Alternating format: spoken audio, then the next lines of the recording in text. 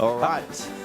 All right, yeah. You go. G'day, everyone. I'm Werster. This is JT. We are going to be doing a Chiding alt main run of Fire Red Leaf Green. Chiding is the nickname of the Farfetch'd that you get in the game.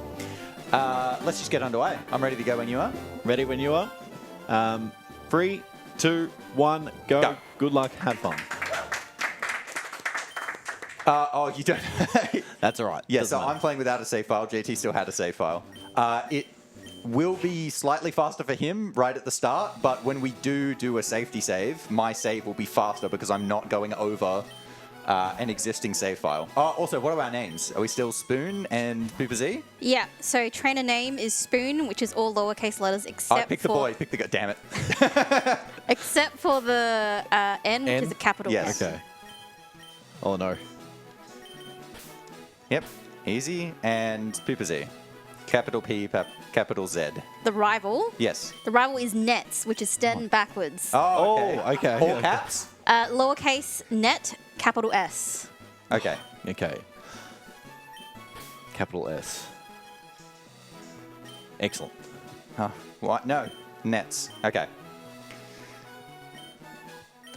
All right, so first thing we're going to do is grab the PC potion.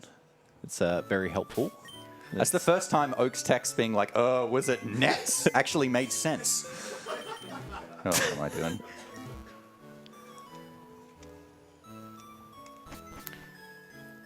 And we're going to skip Mum. We're just going to ignore her. We're on the way out. The first Pokemon, well, the Pokemon that we're both going to be choosing is Squirtle. It is by far the most consistent for this run. We will both be playing this Manipulus.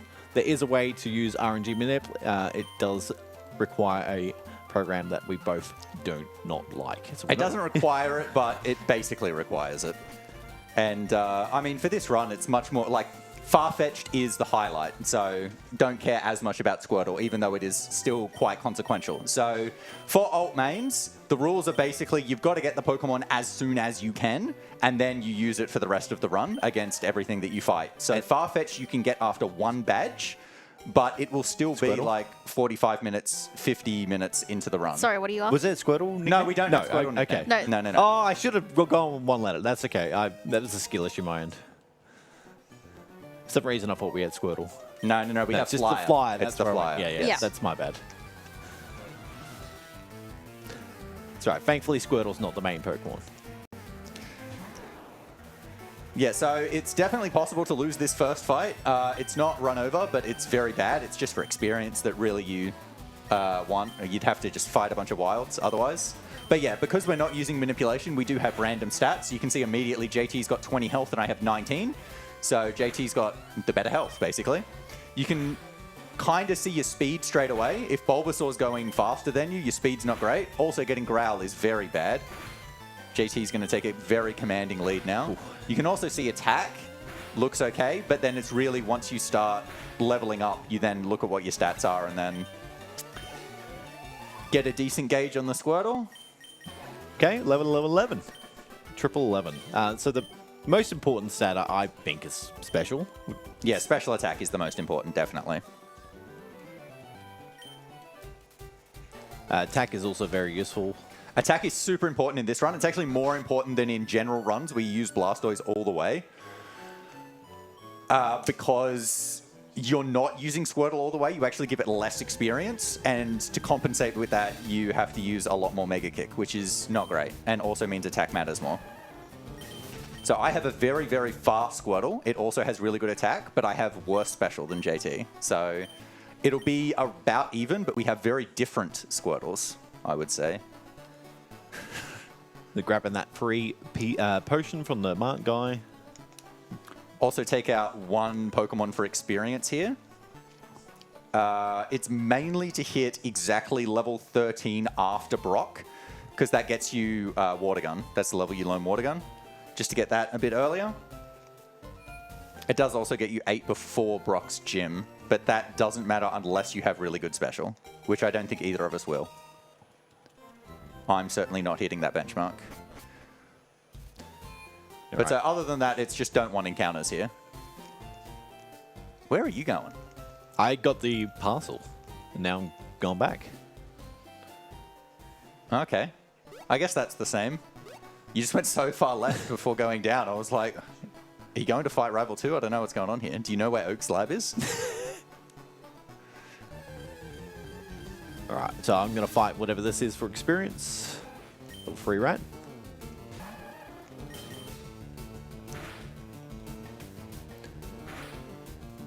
Rattata does have the move Tail Whip, which is, as it's demonstrating here, lowers defense, doesn't actually cause damage. We are using Tackle, which is also 95% accurate. Not a great move. Yeah, not for long. Squirtle learns Bubble at 7, so it's just one actual trainer fight, and then it's 100% accurate moves until the 75% accurate moves, which are very, very fun. Fun's one word to use. Yes, the roulette. But yeah, so after delivering the parcel, we're then going to get Pokeballs. So there are 2 Pokemon that we want to catch in this run. One of them is the Spearow that we'll be trading for Chiding. And the other one is a Pokemon that we're going to teach Fly. So that can either be Pidgey or another Spearow. The other Spearow is actually faster, but it is the last option that you can get. It's far more likely that you get a Pidgey straight away on Route 1 when coming up. The reason getting a second Spearow is faster is because by catching 2, you don't get the extra Pokedex entry when you're catching the second Spearow. But it does add in the risk of then trading the lower level Spearow, which is almost run over immediately because you get the Pokemon that you trade at the same level of the one that you're trading. And so you would get like a level 6 Farfetch'd when you want like a level 15 from the one that you trade. But luckily, both of us are very good at the game and have never made that mistake before. Cough. We do have a $56.56 donation from Starlight, which says, this game has blue rotating birds in it too, right? Put this toward my good friend Rex. Oh, we love Rex. So remember to nickname the Pidgey when you catch it. Pidgey nickname is Rex. It will be Rex, so capital R-E-X. Thank you. That's if I can catch it. We simply love flying with Rex.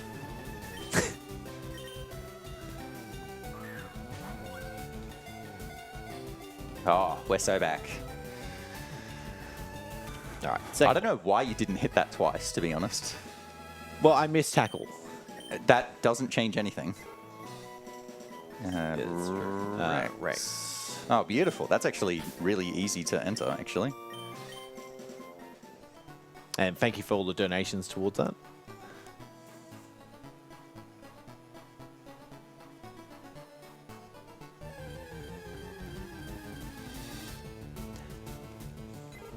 Dang. Almost. So the way encounters work in Pokemon games is actually different in like the whole series. There's like no 2 games that are the same with how encounters work. So in this game, there is not tile immunity, which is in the very first original games. You couldn't get an encounter until the 3rd step after an encounter has just happened, so you would have a couple of steps of immunity before another encounter. Instead, in this game, what they have is a lower encounter rate for the first few steps in an area. It varies based on whether it's grass or whether it's a cave movement, exactly how many tiles that is. But it basically means your first 5 or so tiles after getting an encounter, it would be really unlucky to get another one straight away. It also means, for example, after this catching tutorial, it actually is worth it to cut through grass if it's only a low amount of grass tiles. So it's only going to be 5 grass tiles that I'm cutting through. But conversely, it means, for example, when coming back for Oak's Parcel, there are 5 grass tiles that you have to take, but you can cut through like 5 more, and it's not worth doing that, because it then makes the 5 at the end far more likely that you do get an encounter.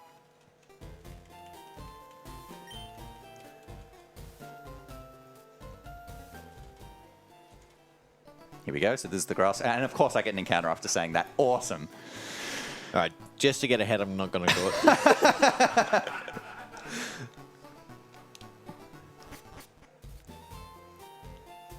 All right, heading into the forest now. All of these trainers are skippable except for the last one.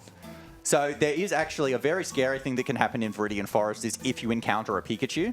The reason being is the way running away works is you're only guaranteed to escape from wilds if you're faster than them. And Pikachu can be really fast, especially if you find the rare level 5 Pikachu.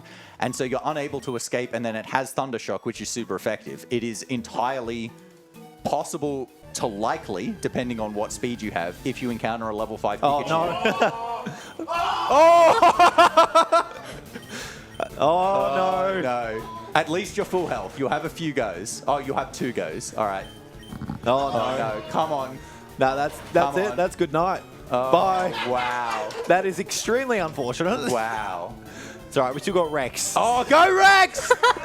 Let's go Rex! Oh. Yes! You've got to go back. I gotta go You gotta go back to heal. So Rex saved us from a wipe, but I still got to go back. The walk of shame, unfortunately. That is very unfortunate, though. Shoot, I'm not used to doing this backwards. Oh, gosh. Yeah, so that's 1% encounter. Yeah, the level 5 Pikachu. Very. Straight away. Very unlucky. You hate to see it. I don't know. It looks pretty good from this angle.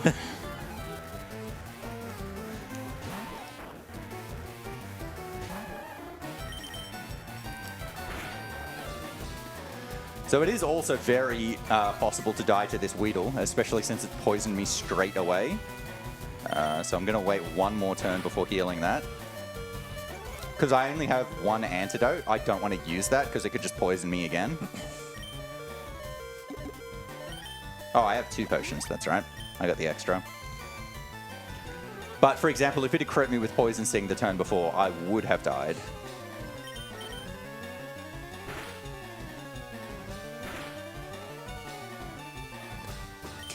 We've got a $40 donation from Drakadan, which says, "G'day mates, been looking forward to ASM all year. Good luck to my 2 mates and top blokes, Werster and JT. May Stickbird bless you with all crits." G'day Draco, thanks for that donation. Legend Draco. Oh, we love him. Alright, Weedle down. I'll have a better look at my stats here. Okay, defense is good. Special attack is my only bad stat. Unfortunately, it is the most important one. I actually think it's a minus special attack nature and plus speed. And all of the IVs are good, except health.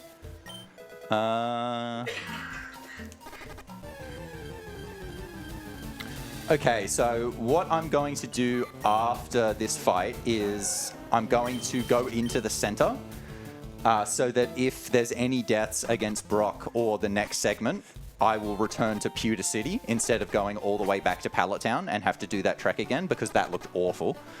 But because I'm going to go into the center, I'm actually going to use it. Oops. Because my special attack is so low, so Rex has actually saved me as well because Squirtle did die.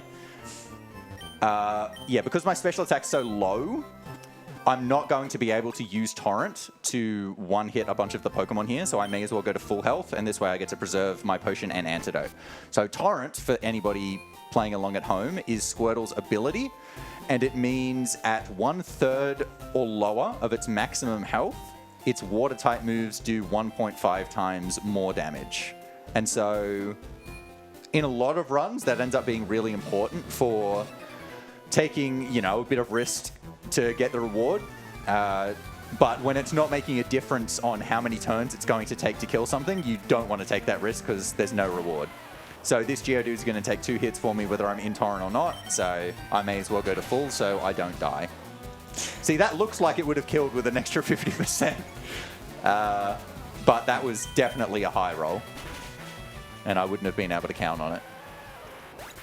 All right, so I'm fighting the bug catcher now.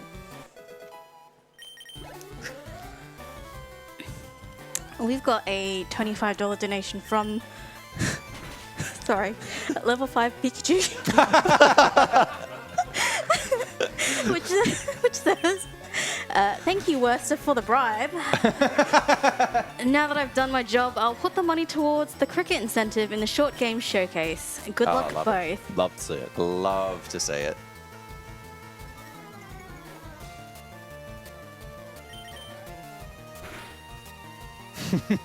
The critical on 1 health, another classic. Pokemon staple. Okay.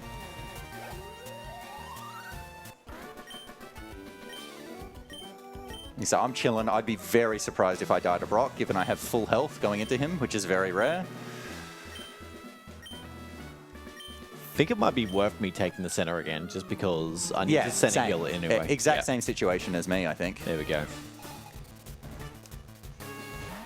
So yeah, in normal PB or world records attempts, you wouldn't take this, but Yeah, you wouldn't go in, because obviously if you're dying this early in a really good attempt, you're just resetting, but that's not an option.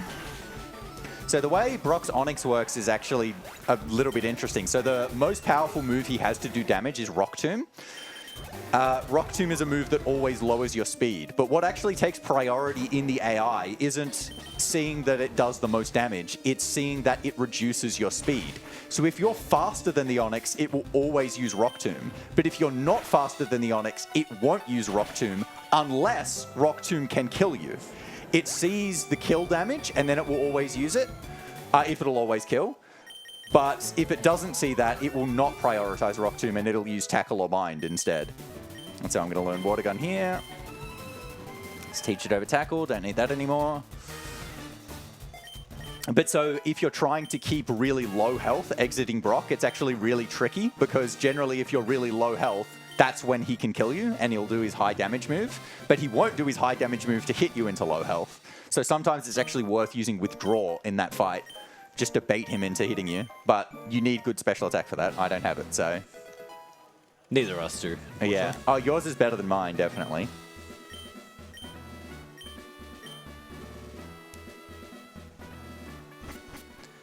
Have we spoken about ability? No, we have. Yes, Yeah. I did. Yeah. It's natures, that's what I was trying to Natures, think. no, we have not talked There about are natures. 25 different natures. So, yeah, you can have any of your stats except... oh, no, what am I selling? Except health increased or decreased by 10%. And you can also have neutral natures that do not move the needle one way or another. So I'm pretty sure, like I said, mine is minus special attack, but plus speed. Yours, I'm not sure. You might be neutral. I think I'm either neutral or plus special defense, but I think it's most likely neutral. Your minus would have to be defense then. Yeah, probably. But so basically in Pokemon, all of the math always just floors.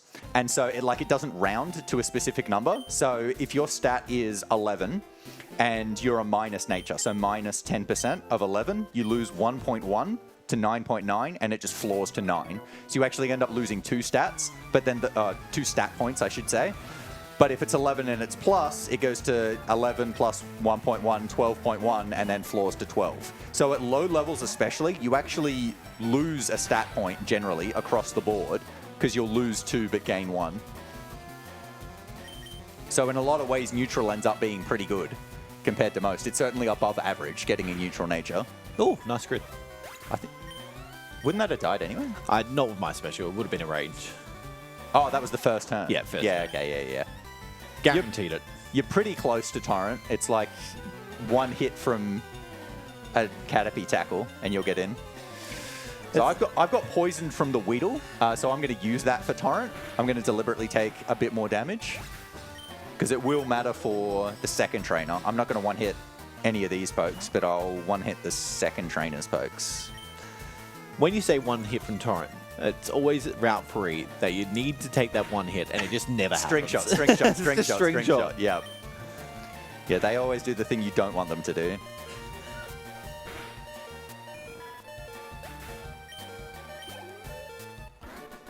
All right, so I'm definitely going to use that antidote straight away. I do not need more poison damage. Whoa, bag.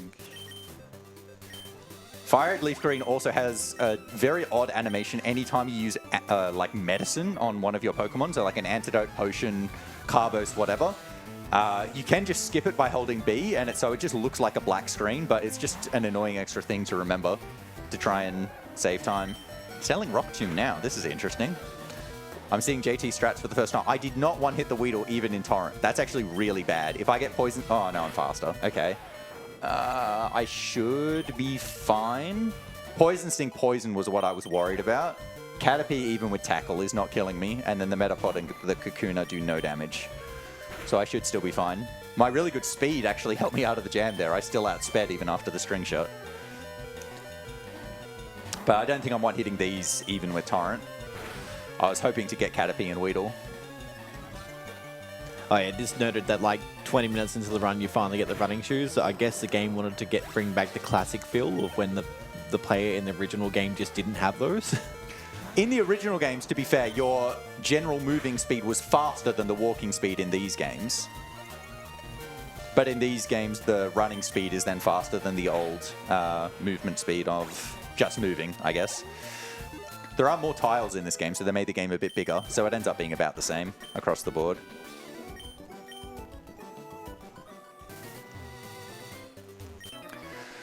There is also slight movement tech, especially before you have the bike. It's actually faster on all trainers to bonk into them after interacting with them, and so that's to cancel out turn frames. So turn frames are when you turn in a direction that isn't the direction you're facing, so a turn, you turn on the spot before actually moving, but if you're in movement, that doesn't happen. And so to create movement, you move into the thing that you're facing, and so in this case, it's the trainer, and then you move out of the way. And so if you do that just fast enough, it is just faster than holding the direction. So instead of just holding right, holding down and then moving right as soon as the bonk happens. That trainer is a walker. That actually is a trainer, but I just went for it straight through her. She moved out of my way. It's perfect. Also going to pick up the Persian berry here. This game is pretty stingy with berries. This is like the only one for quite a while. Persian isn't that useful in this run, but it is marginally useful, so it is worth picking up just because there's nothing else I can give to Squirtle at this point. And I am going to heal as well. Considering healing to full, I will do it actually, just to be safe. Next fight is a little bit risky. So this is where if you would like using a run with Squirtle all the way, with Blastoise, whoa, hang on. You would actually fight extra trainers here for more experience because you would then be going to fight Misty and you want to get level 20 before Misty so that you have Bite and then it does enough damage to hit her Pokemon. But because of the fact that we're doing an alt main, we're actually not allowed to fight Misty until we get Chiding. So we have to fight Misty really late. And so because of that, where we don't need the experience before Misty, but we also can't get the Water Pulse TM from Misty. And so it's actually worth not getting any of the extra experience at all. And so it makes the next, like, 10 minutes of this run way riskier than normal with the Squirtle because it has less experience. It doesn't have its best move in Water Pulse anymore.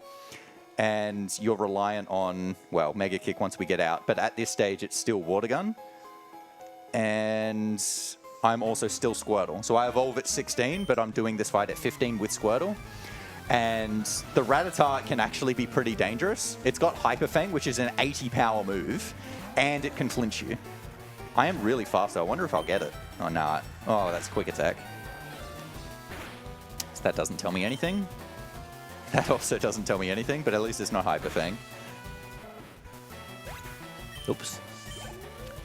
One nice change that they did make in this remake, though, is giving you repels before Mount Moon. In the original, you did not have repels before Mount Moon.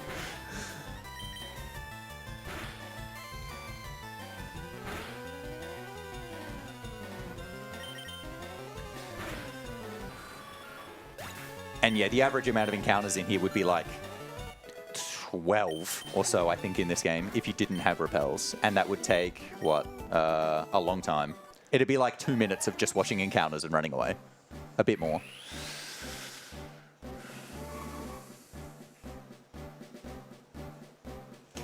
We have got a $20.05 donation from Kithram, which says, learning so much about Pokemon for a wonderful cause, including a rare level 5 Pikachu. Please put this towards the Cricket Gear incentive. So that's now at 28%. So we've got $851.05 out of $3,000. So we can probably do that by tomorrow, right, guys? I hope so. I mean, so that incentive is for JT's run as well. So make sure to do it. Oh no, what have you done, JT? I got distracted by the cricket gear. I mean, no, this is just totally planned for extra experience. Yeah. Oh yeah, because of your exact stats. Yeah, I'm with you. And this actually is one of the trainers that you can fight for experience in the regular route, depending on your stats. It is the rarest one, though.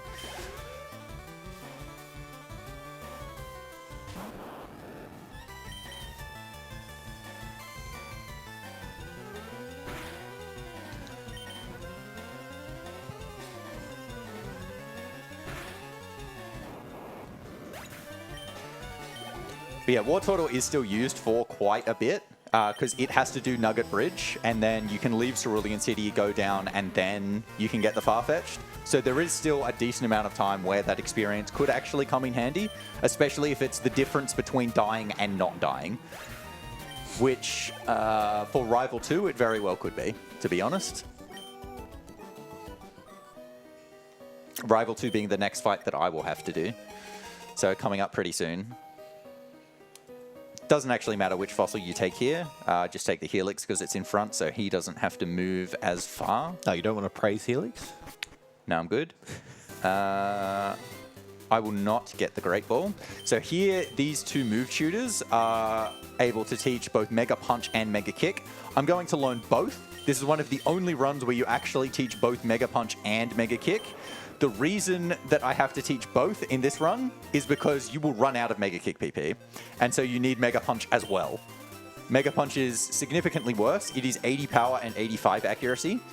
Mega Kick is 75 accuracy, but 120 power, and so it is worth that accuracy drop to get that extra 50% boost in damage. But it's only got 5 PP, and you would want to have like 12. To be honest, because you don't have Water Pulse, there are so many things that don't die unless you use Mega Kick on them. So here I'm going to enter and use the center. This is actually not a safety strat. We do this anyway, because the next fight, it's just like you're just going to die. Yeah, Rival 2 is the worst early game fight by far. I would say it's the hardest fight in the whole run, to be honest. I actually think it's harder than any of the fights Shitting does. Even Lorelei? Yes, even Lorelei, definitely. Lorelei is the hardest that Shitting does, though. Yep, so we're just going to go straight in without fighting Misty, and it's basically, so Pidgeotto comes out, and I want to hit it with Mega Kick. Then I want to hit it with Mega Kick again. It can use Sand Attack and reduce my accuracy further. Then Bulbasaur will come out, and I want to hit it with Mega Kick, and I want to hit it with Mega Kick again. And it can use Leech Seed and Sleep Powder and Vine Whip, which is super effective. That's a good start. That's a terrible second action, but I'm still going to try and hit through that. Not good. I don't want to switch out for accuracy until after Bulbasaur comes out. I have 2 Mega Kicks. My attack's really good. I'm thinking I actually still don't want to switch. I'm going to go Mega Kick again. That's not good. I've only got 1 left. Sleep Powder. Now I'm going to switch. I'm going to send out Rex. Rex is not going to beat Bulbasaur, unfortunately. Ooh, I was hoping it was going to Leech Seed so I could heal beforehand. But I'll just use the Awakening now. I do have a Revive, and now I can't use it, but I'd actually rather preserve it for as long as possible. Leech Seed there is dreadful, actually. That is really, really bad. Yeah, because now he's going to heal enough that I can't actually take him out. I'm actually tanking the death. I'm not even going to try an Awakening. I'm just taking the death. I don't want to waste the extra Awakening, because even if I tried to attack now, like if I had Awakeninged and then gotten an attack off, I don't have a Mega Kick and Mega Punch wouldn't have killed. So I'm just going to die. And we'll try again. Lose 288. But that's just a classic example of what can go wrong in that fight. Yeah, so if I was super prioritizing just trying to win the fight, I wouldn't have switched out to Pidgey. I would have waited until I died and then used the Revive on Wartortle. But I still could have died then, and I would have lost my Revive. So I find it better to prioritize the conditions even if you do die. Where are you going? You're buying supers. Early supers. You're buying supers, okay. Only for this attempt. Yeah. Or run, I should say. Yeah, there are no supers you can pick up on the ground before this fight, but you can buy them in Cerulean. So in this game, marts are still based on location rather than how many badges you have. So you have to wait until you get to Cerulean.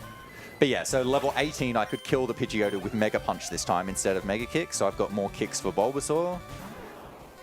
Try the kick again. Good. Sleep Powder miss. Now I'm going to try and kill. Beautiful, that'll kill. Nice. That did not need to crit. Just for good measure. So I guess I'm not going to switch it all now. We'll just keep hitting through sound attack. The Abra only has teleport, so it can't do any damage. Which is quite funny. Yeah, most trainers, they basically just have the level up moves of the Pokemon up to that stage. And the main exception is the gym leaders will have the TM that they give you on their main Pokemon and sometimes other ones. So that crit also didn't matter. All right, level 19, I'll learn Bite. Think this will kill? No, why? Oh, that's bad. I think we switch here. Yeah. Sorry, Rex.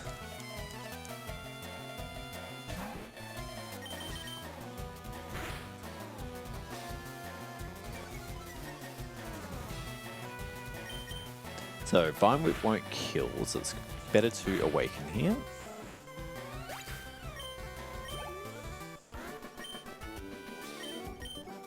Super Potion getting mileage here. Absolutely. Without the Super Potion, you would be screwed in that situation because he's going to spam Vine Whip when it can kill, and it does almost 20 damage. So regular potions are just doing basically nothing.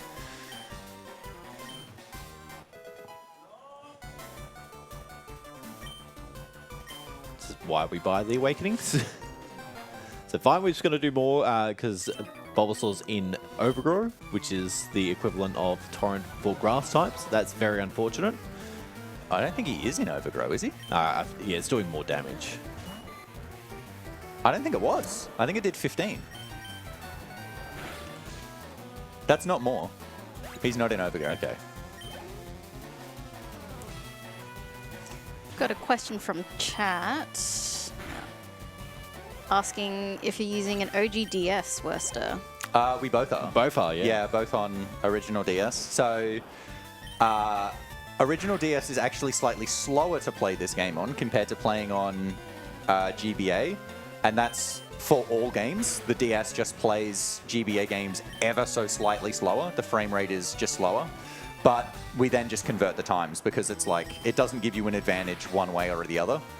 So just to make it all equal. So for a run of this length, the DS plays about 12 seconds slower than Game Boy, but it's just so much easier to just carry around a DS than lugging a Game Boy player all the way to Adelaide. So just play on DS generally speaking.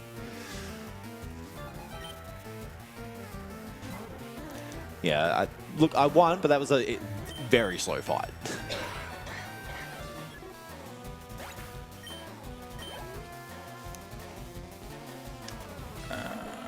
I actually have so many more Mega Kicks than you usually do here, so I can afford to Mega Kick this Oddish to one-hit it. And I've got 2 left. I can keep them for both Drowsy and Eradicate, I think, right at the end. Punch Bellsprout. But yeah, so this is the point where you would really, really like to have Water Pulse on Wartortle, because most of the Pokemon here will die to Water Pulse, but will not die to Water Gun. And you just don't have the Mega Kicks to hit them all. Sandshrew will die to Water Gun. It's, I think, the only one? Question mark? Oh, no, the Onix will die to it as well. Onix, yeah. Yeah.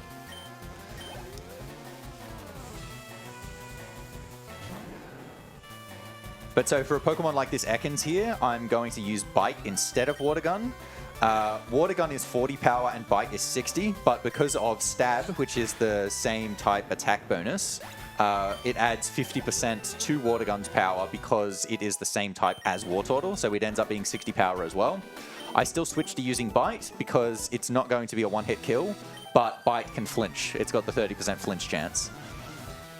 However, on these next Pokemon, these Nidorans, I'm going to use Water Gun instead of Bite, even though I just said I would use Bite on Pokemon that are going to be 2 hits. The reason for this is because the Nidoran's ability is Poison Point. Poison Point has a 30% chance of poisoning you if you hit it with a move that makes contact. So Water Gun and Bite are both special moves in Gen 3 because they are Water and Dark types, and Special and Physical is determined by what type the move is. But Bite still makes contact despite being a special move. It does turn into a physical move in Gen 4. Bite's the only move that swapped back both ways. It was physical in Gen 1 because it was a normal type move. Then they introduced Dark type. It became special as it changed into a Dark type, and then it became physical again. Mankey. Oh, I could kick this as well. I'm going to double gun. I don't mind taking a little bit of damage from Mankey, but if I went the kick and it missed, and then I went double water gun, I'm introduced a little bit of chance of dying. So I think it's better to keep the kicks for later. The same situation will happen for Raticate, so that doesn't actually really help me, but I reckon we'll kick Raticate instead. How close are we? 2, 3 trainers? Yeah, this away? is third trainer for me. You're on the, what, Nugget I'm on trainer? 6. Yeah, cool. Yeah. We've got a $40 donation from Nismoth, which doesn't have a comment, but it is going towards the next Pokemon incentive, which is Pokemon XD, which is named Ursaring to Poopa Z. So that's $40, which is in the lead. We've also got name Espeon as well, which doesn't currently have any names. If you put a donation in, the comment box is a little bit hard to find. You do need to click the down arrow. If you put in a comment and put in an incentive, I will update it. Yeah, there's a little thing that says add a comment, and then there's a drop-down bar. You got to click the drop-down bar. And don't feel ashamed, so many people have missed it. Okay, so after this trainer will be the first spinner of the run. So spinners, oh well, I guess it's actually the second. So spinners are trainers that spin around in different directions, and they can see you. And so you want to pass them when they're not looking in the direction that you're passing them from. So this trainer can see 2 tiles wide. The first tile is, you just hope they're not looking that way. The second tile, I'm going to move above and try and run right for 1 tile to force him to look up and then walk down. Like that. Beautiful. Perfect. Yes, clap. That's kind of the most impressive thing in a Pokemon run, to be honest.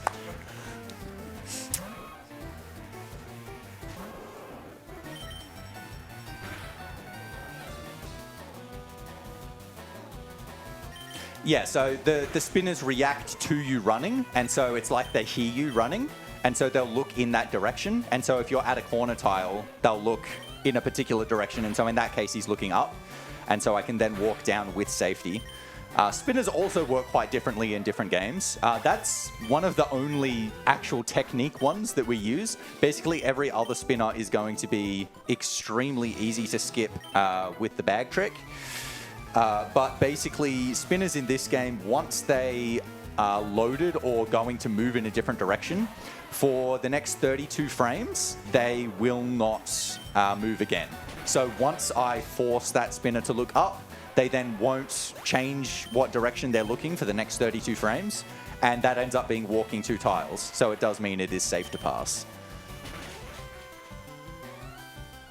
Nice crit. Nice crit, yep, saves a turn.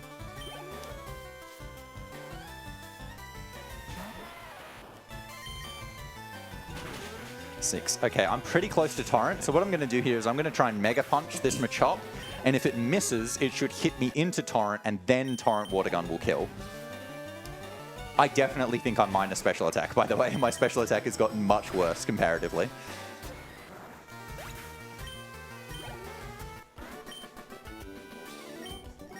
So normally you only have to fight one of these trainers, but we're going to fight both of them, and that's to lure this trainer out, so that there's then enough space to sneak in behind him to get the item. You can't lure this trainer out unless you fight the bottom trainer as well.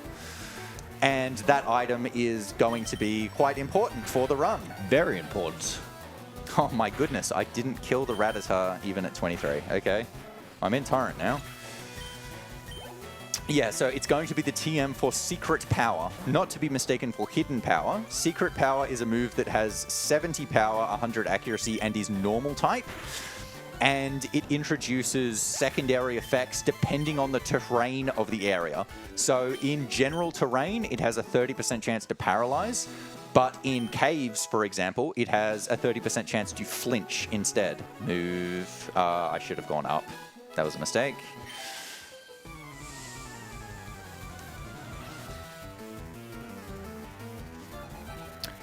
Secret Power also crucially does not make contact, but so it's going to be given to Farfetch'd. Well, hopefully. Yes. It should be given to Farfetch'd. It should be given. Like, not that anything would ever happen for someone else to teach it to another Pokemon at all. Yes, Secret Power, very good move. And, I mean, it's crucial to the early part of the run. Farfetch'd actually does end up with really good moves. Well, good enough moves. Good enough moves. Good enough moves. But at the start, it starts with Peck and potentially Fury Attack, which are not super hot, especially if Peck is not hitting for super effective damage.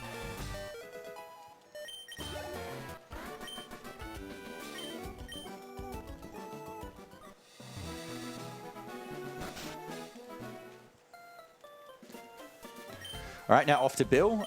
This would be where we would see like the only text difference between playing as a boy and a girl. Bill calls you a lady if you play as a girl, but obviously does not if you play as a boy. It's basically the only difference. In most Pokemon games, playing between a boy and a girl is actually really crucial in one way or another. The girl will either have a faster load sprite or different cutscenes that end up being faster, or it changes the natures of the rival that you fight because you fight the boy if you play as the girl. But in this game, it's basically nothing. The girl is ever so slightly slower, and so it basically just comes down to preference. I was planning to play as the girl just so you could tell which screen is mine, but I'm far enough ahead that I don't think that's an issue at the moment. Truer facts couldn't be stated. I don't think there's a chance for me to come back though, is there? No. I think it's all over from this point. It's all right. I'm not going to save. It's fine. Oh, no. Actually, that depends. I'm not committing to that. So I'm in Torrent. I'm not sure whether Water Gun's going to kill this Machop, but I'm going to go for it. It'll kill the Spearow, but I'm not sure about the Machop. Actually, now that I think about it, I should heal at some stage. I'm dead to Raticate. Oh, I'm dead to this, probably. Oh, no, we're good. All right, I'll heal on the Drowsy, or do I just go for it? All right, we'll go for it. Thanks, guys! Oh, no, we're so back! Oh, yes. What a throw, Drowsy. Oh. Thank you for the advice, crowd.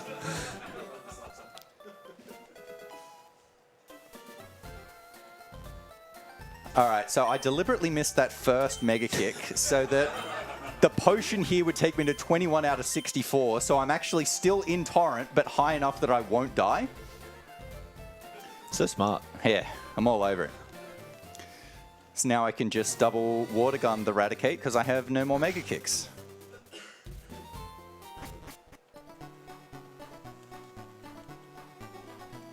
So there's one more fight here, and then we will be able to hunt for the Spearow, which then will be traded for the Chiting. So one more with just Wartortle.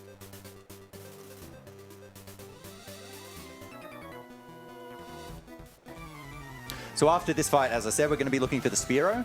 So Spearow, oh, geez, I don't even remember the odds, to be honest. I think it's 30%? It's 30% to show up. 30% to show up, I think 20% for a 15, 5% for 13 or 17. I think that's right. And so 15 is definitely the most common. You can't accept a level 13, but you can accept 15 or 17. Oh, I have no more Water Guns. Uh-oh, we're going to have to Mega Punch because Bite's not going to kill that. All right, we're good.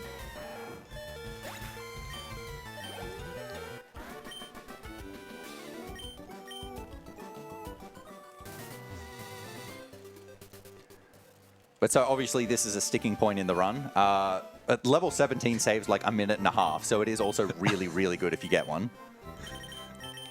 I'm sorry, I just laughed at the stick. There'll be a reference to that later. Whoops, I don't have enough money. Yeah, so usually I would buy 3 Paraheals there, but because I died and lost money, I just bought 2 instead. We'll be fine, and so we're going to move over here, and this is where we catch the Spearow. So as I mentioned, the Farfetch'd will be at the same level as the Spearow that I trade for, which is why you wait until now to catch a Spearow, because this is the highest level place you can get before you trade. The trade place is just in Vermilion. That was a really quick encounter. That was first tile. This is also the only difference between Fire Red and Leaf Green in this run, is here you can get Ekans with Intimidate, which is slower. So Fire Red is worse for this game. This is the handicap that I'm playing with. In Leaf Green, it is a Sandshrew, which cannot have Intimidate. If the Ekans doesn't have Intimidate, it's exactly the same.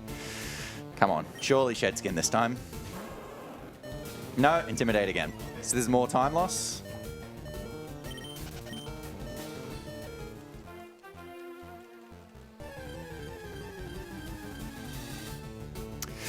More Ekans. All right, Shedskin this time. Hooray. I'm so excited.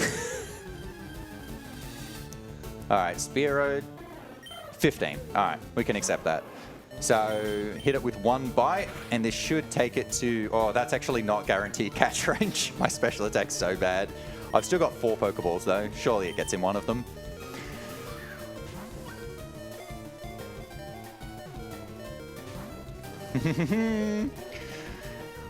Oh, I didn't heal. Oh, I'm going to die. I forgot to heal. Oh, no. You got the revive. I do have the revive. This is such a dumb place to burn it, though. Oh, actually, no, hang on. I'm counting on Rex. Rex is going to catch it. I'm not going to burn the revive, and then I will take the center afterwards. Please, Rex. Surely. Oh, we love Rex. Yes. How good's Rex?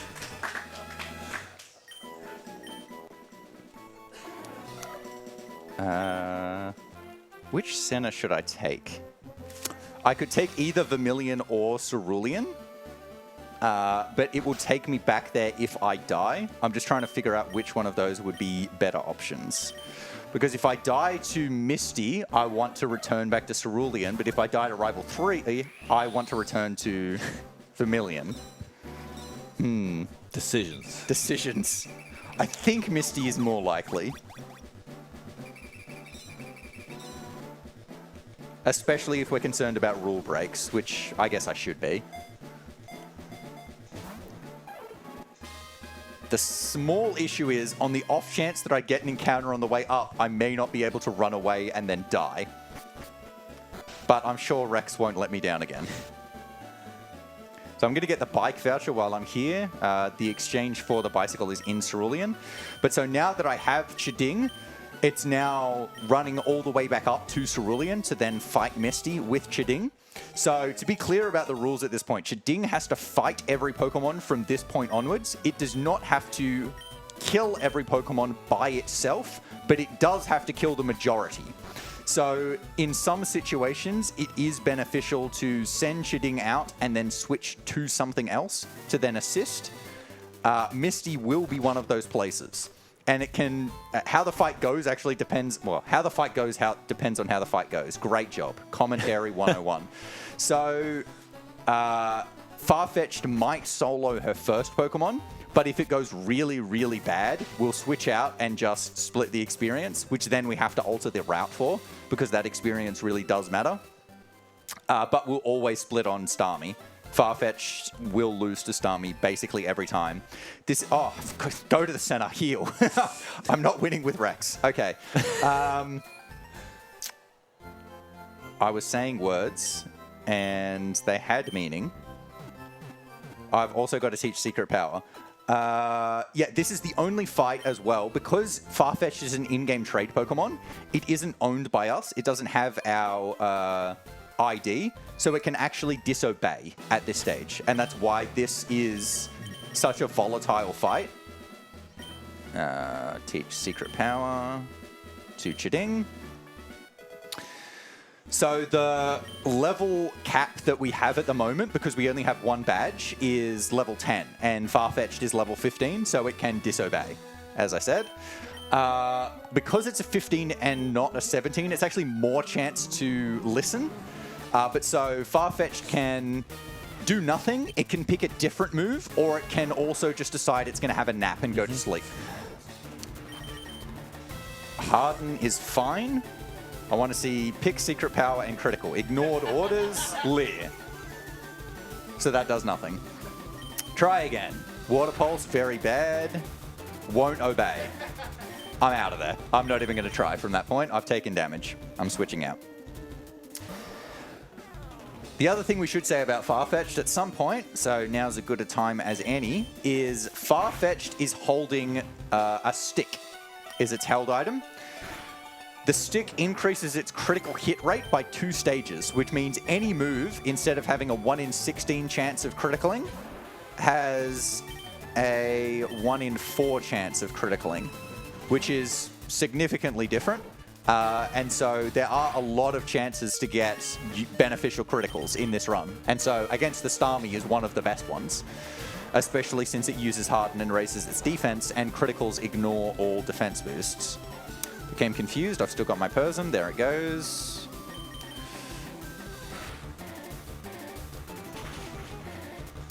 But so yeah, I had to switch back to Farfetch'd on Starmie for the run to be valid, because Farfetch'd has to be used, i.e. it has to gain experience where matters. Oh, that did not kill Starmie. My special attack is so garbage. But yeah, it'll kill Afters.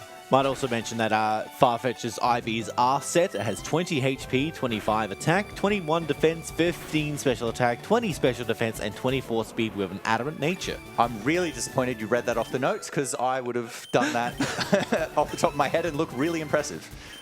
I'm so sorry. But yeah, it is actually really good. Like, its worst stat is obviously special attack, which does not matter.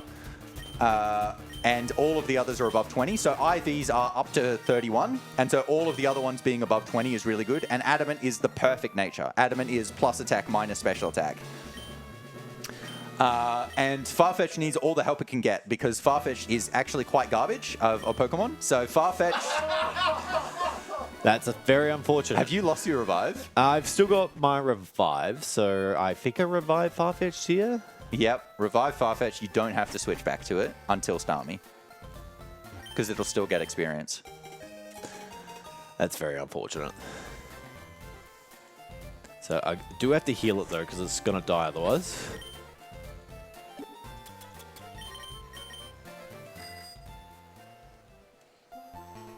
Oh, I don't have enough bites. Don't have enough bites? What are you doing? Biting. No. Oh, no, dude. Okay, that's right. We'll just crit this turn. Easy. I did not crit. Will bite kill that from there?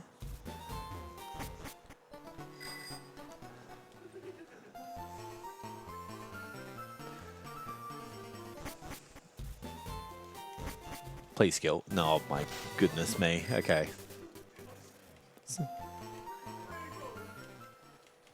It's alright, we got the berry, we got the berry, we got the berry. It's all good. We got the berry for that one. Now we're just going to kill it and things will be fine.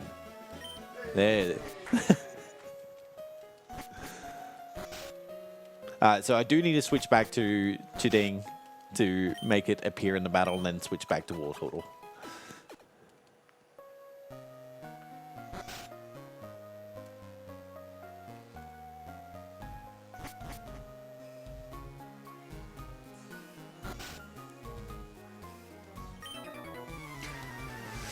So while JT's doing that, I'm going to fight one extra trainer for experience. So this is the trainer you would skip if you caught a level 17 Spearow. But with the 15, fight this extra trainer, and then it ends up being like exactly equal up to that point. Oh, you're not healing that. Nah. Never in doubt. Never in doubt.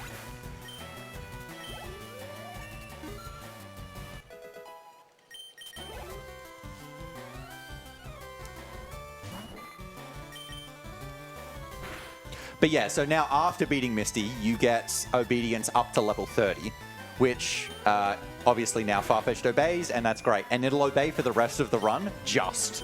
You get level 30 until you beat Misty. Oh, sorry. Until you beat Erica. At the point you get Erica... Oh, sorry. You beat Erica at level 30. And then you get the next boost to level 50, and then you beat Sabrina at its level 48, I think. And then she boosts you to 70, and you don't reach level 70 in this run. So you're fine from then onwards. Okay, I am going to heal that. I'm going to potion, I'm going to antidote, and I'm going to use my rare candy now to level 19. This is a really odd rare candy spot, but level 18 to 19 actually makes a massive difference for Boat Rival. And normally that kind of thing wouldn't make a big difference. So the way damage works in this game is your level plays a part in damage calculations. And because the way it works in the damage calculations is by point. It's divided by 2.5 effectively. It means, because everything floors, that every time you get to a level that ends in a 3, 5, 8, or 0, you do significantly more damage. That's a beautiful critical on Pidgeotto, by the way. But so level 18 to 19 does not increase your damage based on the level, which actually is more than the stat boost. But the stat boost ends up making a huge difference towards hitting both that Pidgeotto and this Raticate with Peck after Secret Power. Please don't flinch. Good. How much is Confusion again? Uh-oh. 18 to 22. That's a heal. Okay. The reason I want to finish that Raticate with Peck is this kid Dabra loves to use Disable. And I do not want it to disable Secret Power because I want to use Secret Power to kill it. Yep, Confusion. There's the Disable. It missed anyway. That's actually still beneficial because now I can still use Peck for the Ivysaur. Did you fight the extra trainer? Oh, I didn't. Sugar. I'm like, how did you catch up? You better crit a lot, mate. You better crit a lot. And Para. Because this is going to be a 3-hit on Pidgeotto.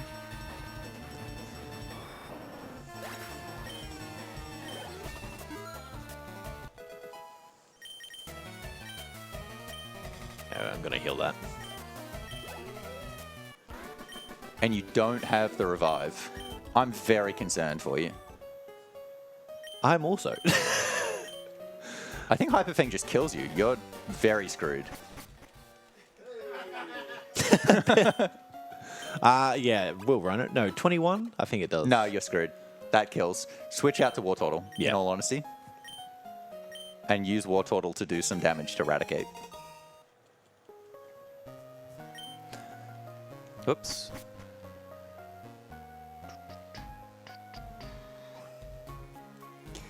We've got a $5 donation from Fire Striker who says, let's name Espeon Chading. I don't even know if there's apostrophes in Colosseum to actually name with.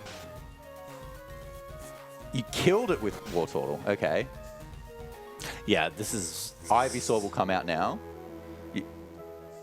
No. Do a bit of damage and let it kill you. What are you doing? Oh, yeah, right. Because you're going to take the free heal on the way out anyway. Yeah.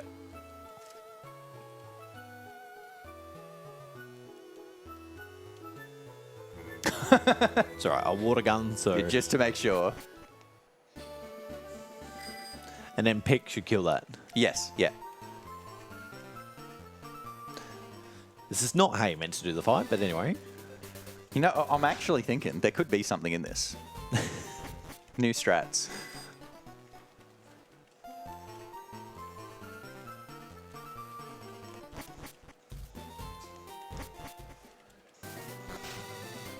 I'm actually thinking you skip the extra trainer now entirely, by the way. So who do I fight instead? No, you don't fight anyone. I reckon you can make up the experience in different ways. I'm thinking about it right now. Yes, so they're useful crit. Level 19. Okay, that gives me 19. So if I candy from 19 to 20, does that help at all? No. Don't use the candy. Save the candy instead of fighting the trainer. Okay. And now you use the candy later, still get the Warden one. I reckon it'll even out. Beautiful. You'll just be a bit lower. Okay. But it's not worth fighting a trainer at this stage. All part of my plan to come back. But yeah, so actually teach Cut to Chading in this run. And so this was one of the big route changes at some stage, whenever it was, where instead of catching another Pokemon to use Cut, it's just you teach Cut to Chading and then delete it later on. This trainer is also a good trainer to talk about opponent natures. So opponent Pokemon only have the same IVs across the board. And so like for this trainer, it's zeros. And so their stats don't vary. But the natures aren't actually determined. They're calculated by the game. And so the way they're calculated is it uses the name of the trainer plus the characters of the Pokemon themselves and then adds them up of what those refer to in-game, and then divides that by 25 and then picks what the corresponding nature. So that means in each run, they do all end up the same because their names and whatever don't change. But what it means is Pokemon of the same trainer will have different natures. So for example, this trainer, her first Oddish has a minus defense nature, so you have a chance to one-hit it, but the second one doesn't, so you don't. It's lonely. The first Bellsprout is plus defense, it's relaxed, but the second Bellsprout is rash. So it has less defense, so you can use Secret Power to one-hit it instead. It also means if you're playing in a different language, the natures of opponents' Pokemon are entirely different. So like if you were playing on Japanese or you were playing on French or whatever, you would have different natures on the Pokemon. And that doesn't happen in other Pokemon games. Pretty unique here. So that is also a spinner. And so the bag trick that was used there was, I was teaching Aerial Ace, so it doesn't look like I did that on purpose, but I opened that just before the spinner because that reloads the area. And so after opening the bag and then closing it again, for the next 32 frames, he can't spin. And so I wait for him to look away, so it's a safe pass every time. And that's used for like all of the spinners throughout the rest of the run.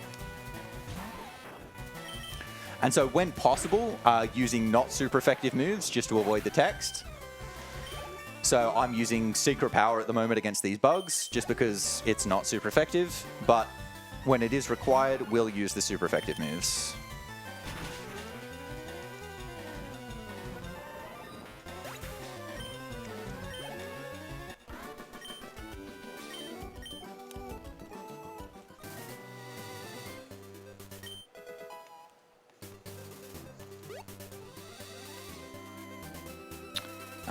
Do I need the extra super? You know, I'm just going to get it anyway. So there's a hidden super here, which it's just like you can just get this for safety. I can't remember how many super potions I've used, so I'm just going to pick it up. I'm still trying to figure out the experience route for JT's run, to be quite honest. Repels through Rock Tunnel. So yeah, as I mentioned, so now Secret Power can flinch Pokemon inside Rock Tunnel. And so for the first 2 fights here, that's going to be really important. If it happens. So this Cubone can use... Does the Cubone have Growl? I actually can't remember. The Slowpokes definitely have Growl and Disable. So getting useful crits or useful flinches here, just to prevent them from doing something really annoying, is quite helpful.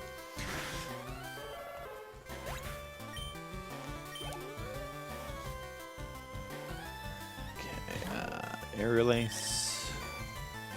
Two Chitting, yes, very good. Not to Rex. Aerial Ace never misses. It's a great move. Yeah, so Aerial Ace is a 60 power move, so it is slightly less powerful than Secret Power at this point, but it does obviously have coverage. It is a flying type move, so it is actually super effective against some things. Secret Power being a normal type move is not super effective against anything. But it is also the 2 types that Farfetch'd is, so they all have stab, so they do pretty decent damage. It is also faster when possible to talk to trainers instead of letting them come and see you, just to avoid that little exclamation mark animation. It isn't too slow in this game. Okay, I was actually trying to use Secret Power there, but that's fine. Oh no, see, I knew he was going to go Disable, you see, and so I let him disable Aerial Ace instead. Geez, I didn't get a single useful crit or flinch against these 2 trainers. Now, I got an unuseful critical, but nothing good. And so for the rest of Rock Tunnel, these trainers are actually pretty free. Like, nothing can go wrong. Rock Tunnel does unfortunately have a bunch of like Geodudes and Onix, which Farfetch'd is not good enough to kill at this point. Later on, it will be able to, but in Rock Tunnel, it's actually so much faster, unfortunately, to just switch to Wartortle for every single one of them. And so because there are trainers with multiples of them, and we're going to be switching back and forth because Farfetch'd still has to come out for every single one, there's one of the rare times in a Pokemon speedrun we're going to switch back to shift mode just so we can swap Farfetch'd back in after Wartortle gets a kill. And so that's going to be after this next trainer. How did you get confused? What is going on? So I didn't kill the Caterpie, and it used String Shot. You didn't kill the Caterpie? No. All right. And it just got progressively worse from there. Yep. Oh, where am I going?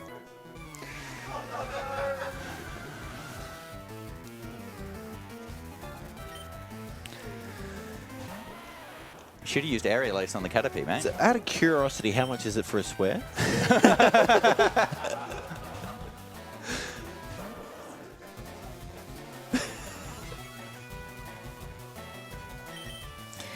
I reckon $10 per swear 10 is bucks? fair. So I'm guessing you're getting the spare super potion here. Yes, I will get it as well. There's also a hidden cherry berry that's down below if you're very low on paralyzed heals. I'm not going to get that, though. I mean, can you even have used any? Oh, yeah, Stun Spore. Yeah. Stun Spore from the Oddishes.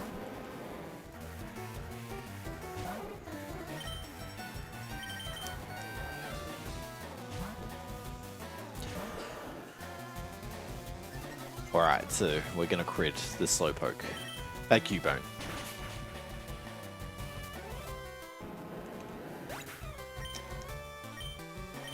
On the second turn. No. This is actually really unlucky. Like, with the 25% chance to crit and 30% chance to flinch, it's pretty likely that it happens on one of these turns. It's basically a coin flip for something useful on all of them.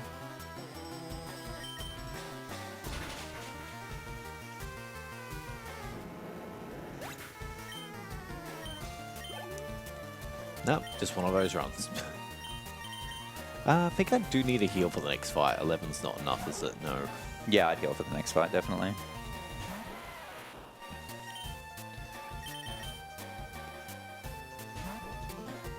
That is my last super potion. That is concerning. Yeah, I think buy more in Lavender. Yeah. Because you'll be fine for Rock Tunnel, because after the Slowpoke, nothing else should damage you.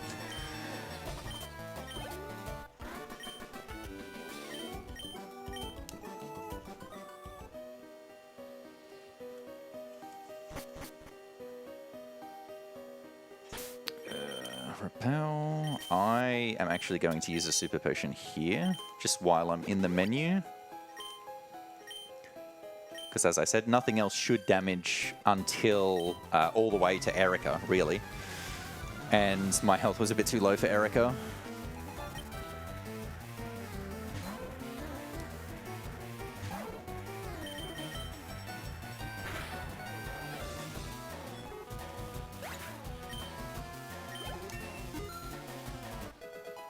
Oops.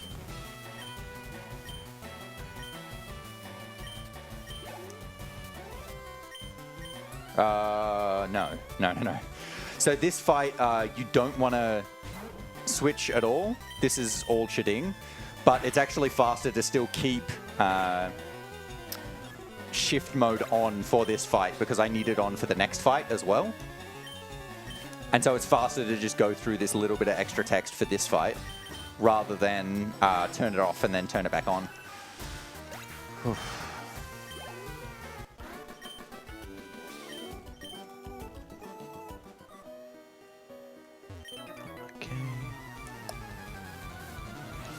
I think I've still got to go one.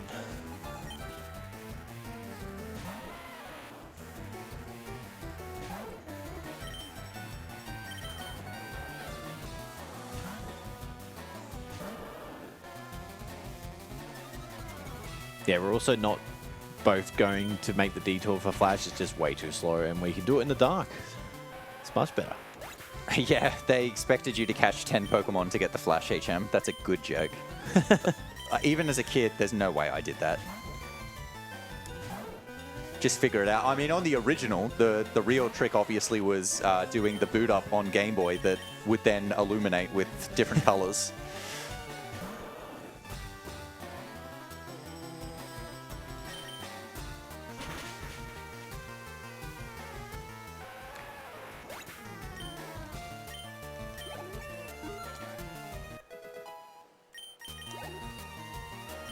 One more. Last one for Wartortle. And so after this fight, there is a spinner in the dark. And so to actually see him, you've got to go right up next to him. And then I'm going to do Bag Manip with setting the mode back to set. Normally for this spinner, you would actually do another another running technique where you force him to look in a different direction and then do a safe pass. But because I'm changing the mode back to set anyway, you may as well just do it with the bag. It's both safer and faster because you can just stay on the bike and do it. Yeah. But you do have to go right up next to him there and see he was actually looking. I mean, if you don't know what they look like when they're looking in different directions, it's actually pretty hard to tell because you can't see his whole model. But he was looking, and then he looked away. Now we're good. And this is the last one in Rock Tunnel. I don't think I need more supers.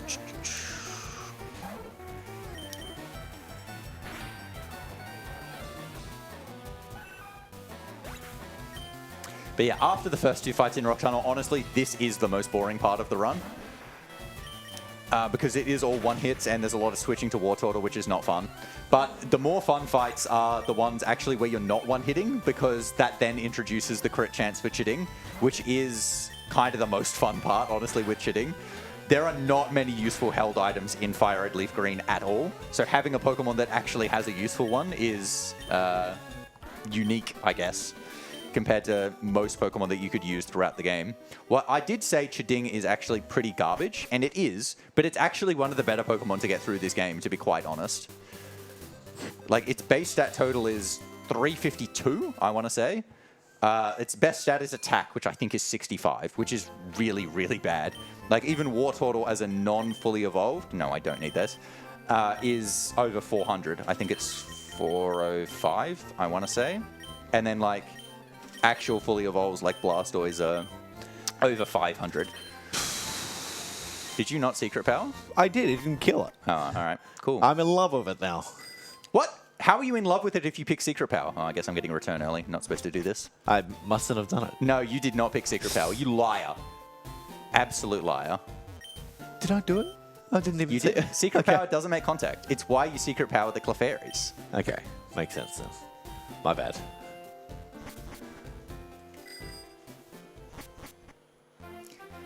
Yeah, so we've recently changed. You're actually supposed to get returned late, but given I was already going back down there, it just made sense to get it. It's like 1.5 seconds faster to get it later after you have Fly. But I'll just pick it up now. So Return will be the best move that we use throughout the game. Return is based on happiness or friendship, however you want to call the mechanic. And when you reach max friendship, its power is 102. You just reach max friendship right at the end of the game. It's during the Elite Four, so it does eventually get there. At this stage, Secret Power is actually more powerful, but when we teach Return, which will be before Koga, at that stage it's about 80 power, so it's very slightly more powerful.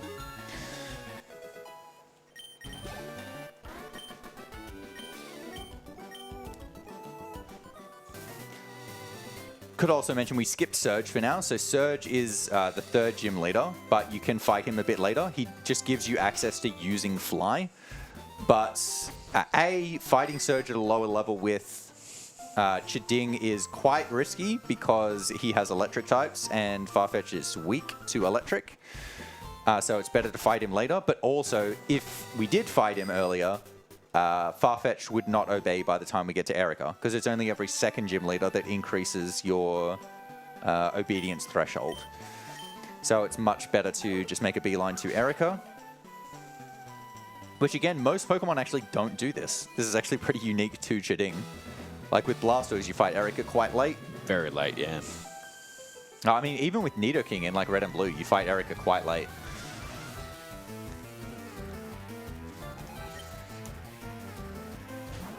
But so the trainers in this gym are pretty free. This is just pick Aerial Ace and kill. Erica herself is not free at all. None of her Pokemon die to Aerial Ace. So getting useful, that is fine. Yeah. I couldn't tell. Yeah, that's not how you do it, but anyway. Getting useful crits very beneficial. That is terrible movement.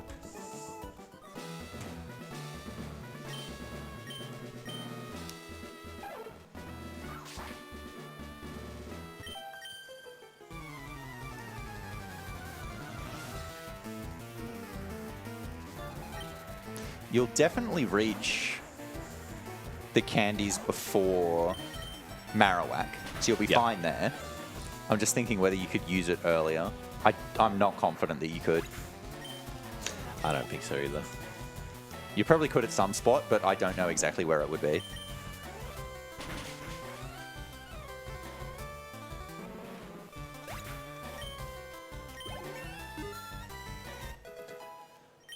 Yeah, so rare candy is an item that increases your level by 1. There are only a few of them, hence the word rare. I think, how many do we get in our run? 8? 8 or 7? Well, it depends. It depends. Because we're going to be getting an extra candy compared to the best possible route because we didn't get the full experience from Misty. Yes.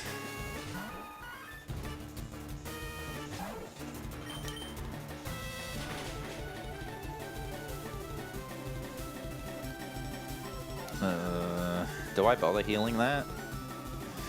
I think yes, actually.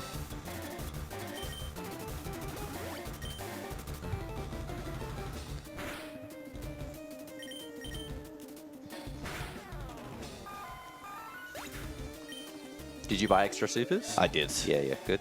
I'm also going to get returned now because I'll probably forget later. Tangela's going to heal.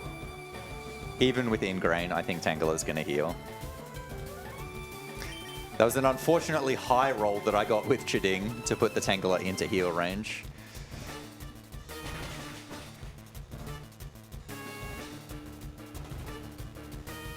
But she won't heal it twice.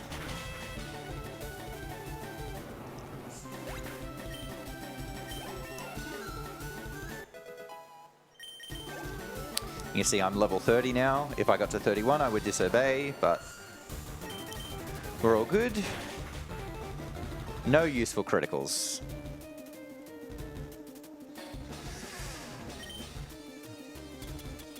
That's about as bad as the Erica fight can go.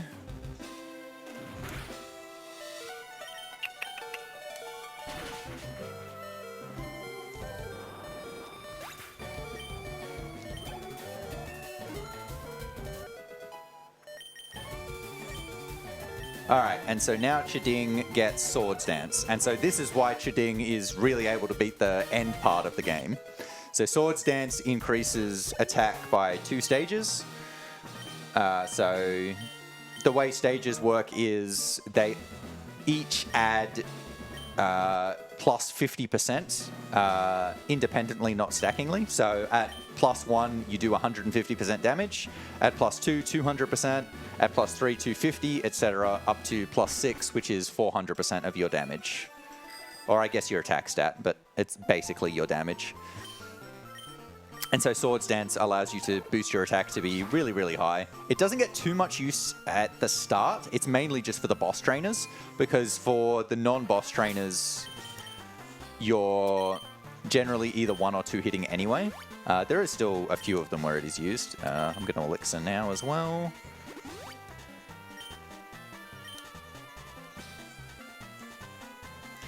Now we're going to do the Game Corner segment. Oh, I didn't send a flash at Celadon. Oh dear, I should have sent a flash at Celadon. Just save for Geo. But that's not fun. I told you I wasn't going to save. Yeah, Giovanni is a reasonably difficult fight. It's one of the more difficult fights down here. And if you die, I would go all the way back to Cerulean and have to go through Rock Tunnel again. So our plan was for the race to just enter Celadon City's Pokemon Center. Just so in case you do die, you go back to Celadon, and that's not too bad.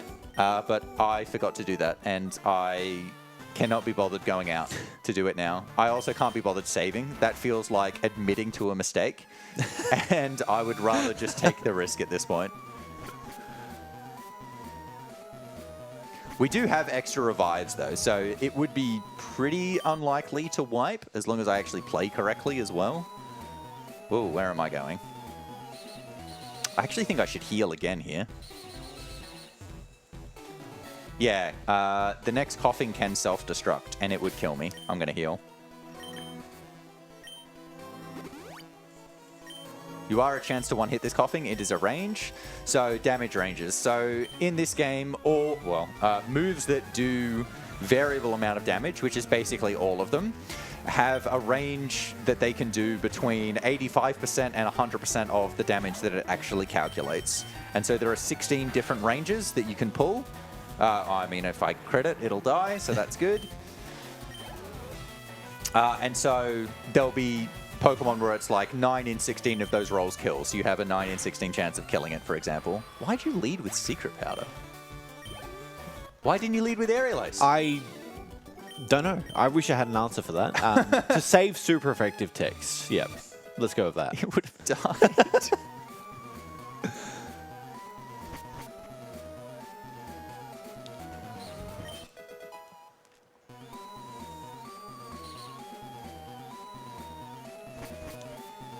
Secret Power should kill that, right? Yeah. We've got a $35 donation from Tibbo, who is putting $15 on Chideng and $20 on Whooper Z for Espion's nickname, so they're now tied. Ooh.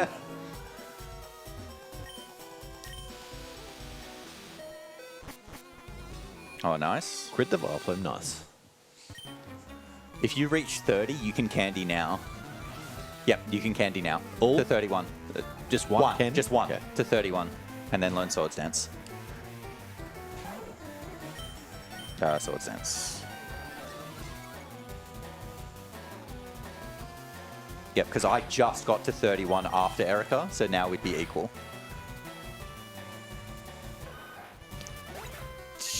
There they are.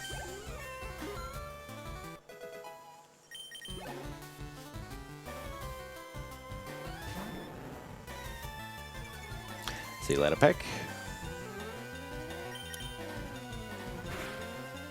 May as well elixir now too, actually, while I'm here.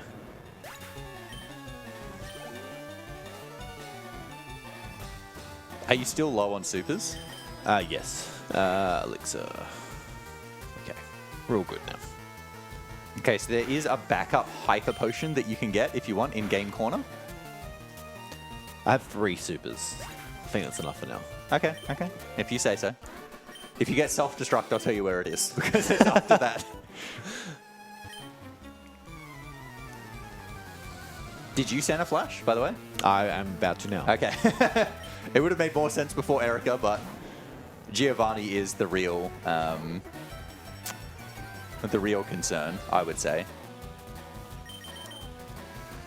Yeah, to be honest, I forgot to, but I'm just like, oh, I might do that before Yeah. I go in.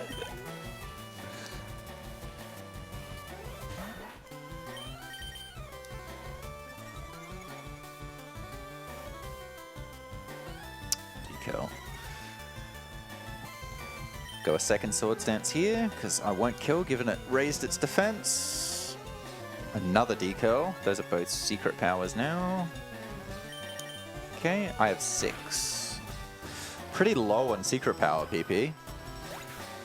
I want to have 4 after Giovanni. I need to use at least 1 in. Depends on how the fight goes.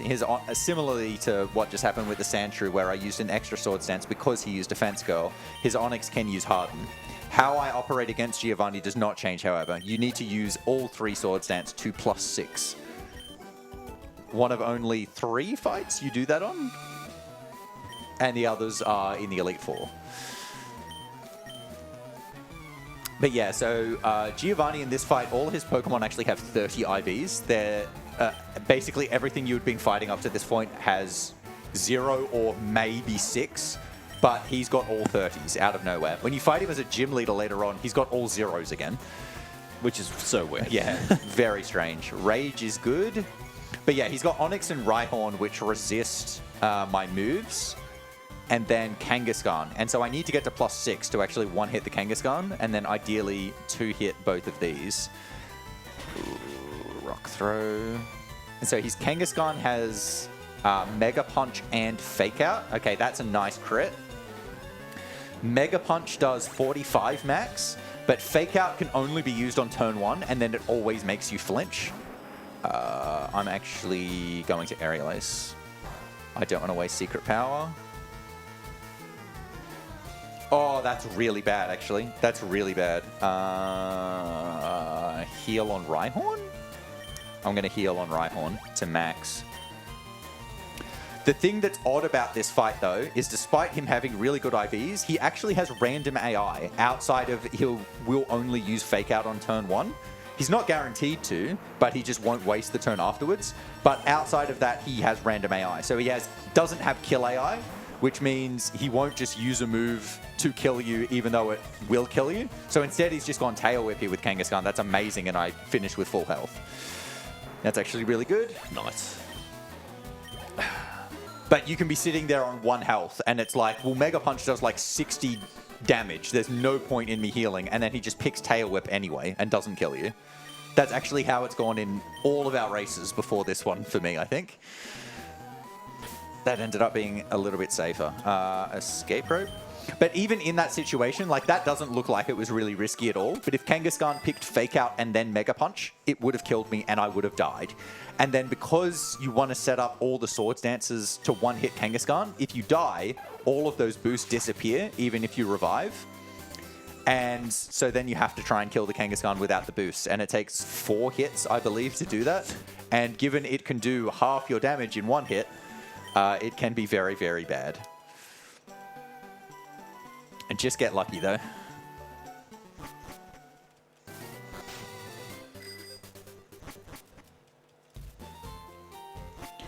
Okay, so now pick up the HM for Fly. I still haven't beat Surge yet, though, so I still can't actually use Fly outside of battle.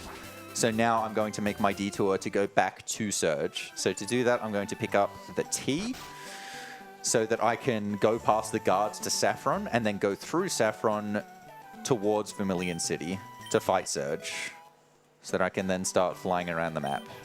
Oh, owned by the Nidoran. These things are quite often trolls, unfortunately. Yeah. That was one of the worst patterns, actually. So oddly, the bike in this game actually does not have turn frames, so you can turn straight away on the bike. And in a lot of cases, you actually should, because there are other unique things with the bike. No, there isn't any here. Like, for example, there are times where it's faster to actually get off the bike, either to just stop an animation or to reload the music. That wasn't faster, though. It's just a friendly bonk. But now we're coming up to everybody's favorite gym puzzle, which is the trash cans. So, oh boy. There are 15 trash cans, and you've got to pick 2 switches, which are hidden in any of the trash cans. So the first one can be in any of the 15, so it's in this one. So what I'm actually going to do is I'm going to save after getting the first one. So the second one can be in any of the adjacent cans. So there's 3 different ones that it could be in. It is not that one, and so I'm going to reset. So now that the first switch is still selected, and then I'm going to pick one of the other 2 switches. Let's pick this one. Nope. It was the other one. So unlucky it was last try. The first switch was actually really quick, though, so that's not awful. So 2 of the trainers in here as well are actually spinners, which is why I opened my bag there. That was to do Bag Manip to get past. So I think it's faster to do Bag Manip on this side now. Get past him, and then this trainer is forced. And so this is why I wanted to keep at least 4 secret powers, because in this gym, the Pikachu and the Raichu have static, and so I want to be using secret power because it does not make contact. So static, like Poison Point, is if they hit you with a contact move, 30% chance for paralysis, and obviously do not want that to happen. So I'm just going to spam secret power throughout this gym.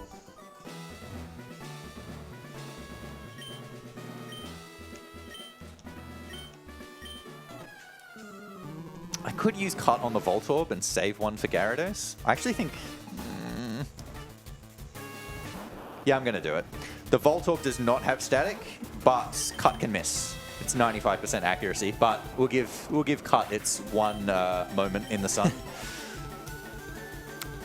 So this is why I can save 1 PP for the fight afterwards of Secret Power. I'm also using Cut.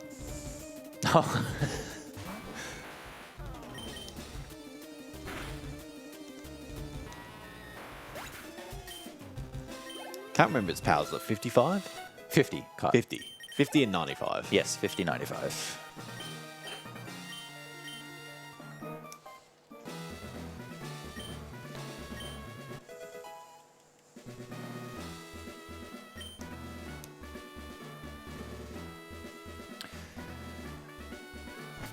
But yeah, so now going to teach Fly to Rex.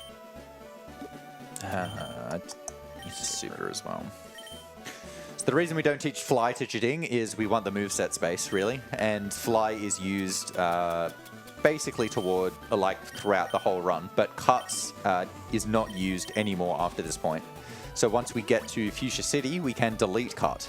Honestly, Farfetch'd, you'd love to have more than 4 moves as well towards the late game.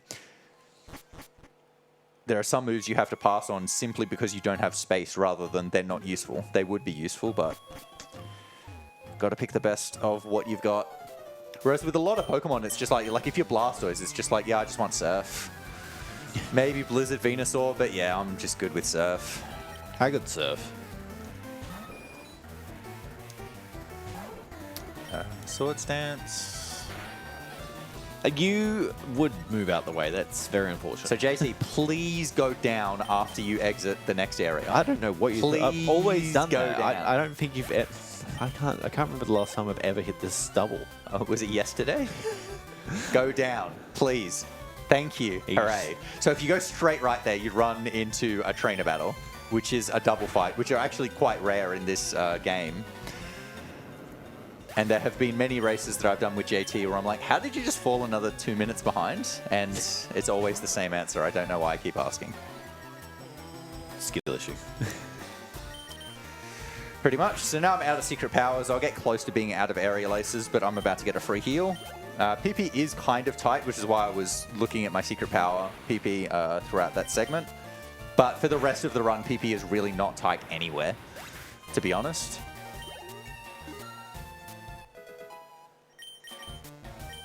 So yeah, here's one of the moves you have to pass on. This is Agility, which would double your speed. Would actually be really, really good, but just don't have the space for it. Unfortunately.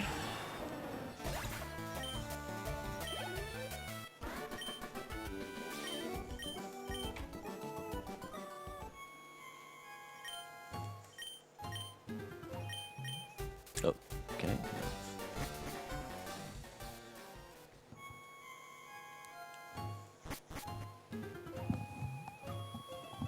Not good cans so far for me, but that's all right. I'm just going to fight this trainer first. You know you didn't check 3-4, right? 3-4, what do you mean by that? Bottom row, second from the right. Yeah, I know. Yeah, okay.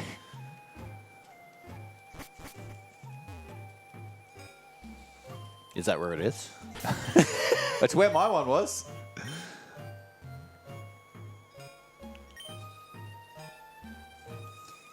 So I'd just like to remind everyone that we are raising money for Game on Cancer, a charity which funds early career cancer researchers who are working across all areas of cancer research to make this the last generation to die from cancer. If you'd like to donate, you can go to donate.ausspeedruns.com. Yeah, so that was the little bit of extra text that JT had to show off twice, just for fun. Saving over. Oh, he hit you anyway. You can just, yeah, reload. Yeah, just reloading that. That's all right. It wasn't that can anyway. It's on the left. So I don't know why it went up. See? Was that a safe pass, by the way? No. But it looked really cool. So I was like, I think you need to go down to the bottom. God, I don't even know where I am anymore. Okay. I'm more interested in your run than mine.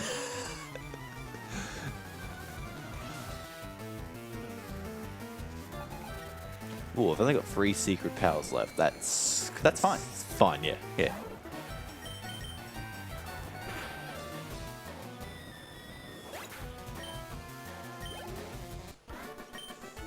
Yep, just Aerial Ace, Gyarados. You're fine.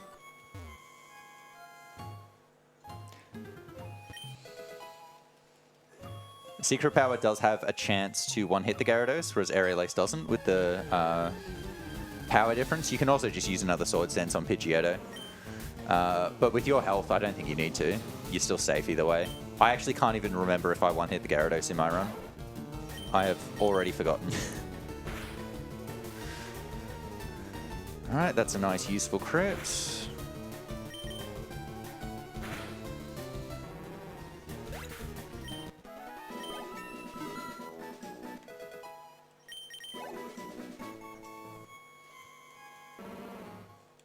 All right, so this is going to be one of the planned lots of candy points. Going to use... I have missed a rare candy. Okay, this is interesting. I'm supposed to have 4 rare candies. I only have 3. Did you get the one going down to search? I think that's the one I missed. Okay. I think that's the only reasonable one it could be.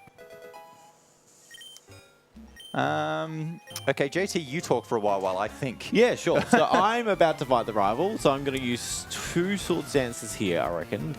And then just spam aerial ace. So this is the rival here. Oh, we should talk about Chiding's amazing ability as well. Yes, ability.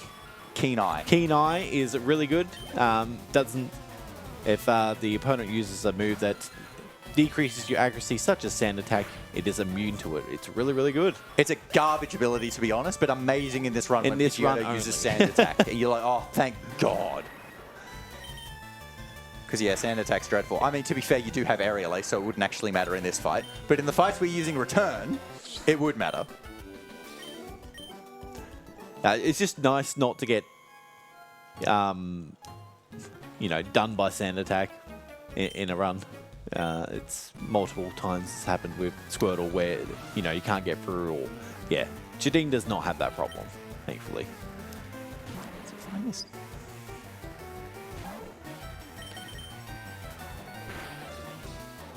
I'm going to pasta host some Pokemon Fire Red facts. There you go.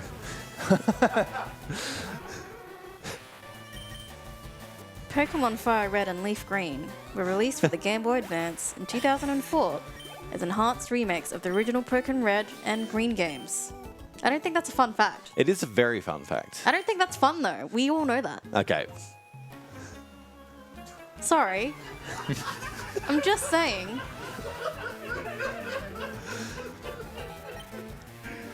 The Pokemon Green version was not released outside of Japan. That is true. That is a... So everybody was confused, of course, when Leaf Green came out, but not Hydro Blue. The Hydro Blue, yeah. Or Aqua Blue. See, that should be on this list.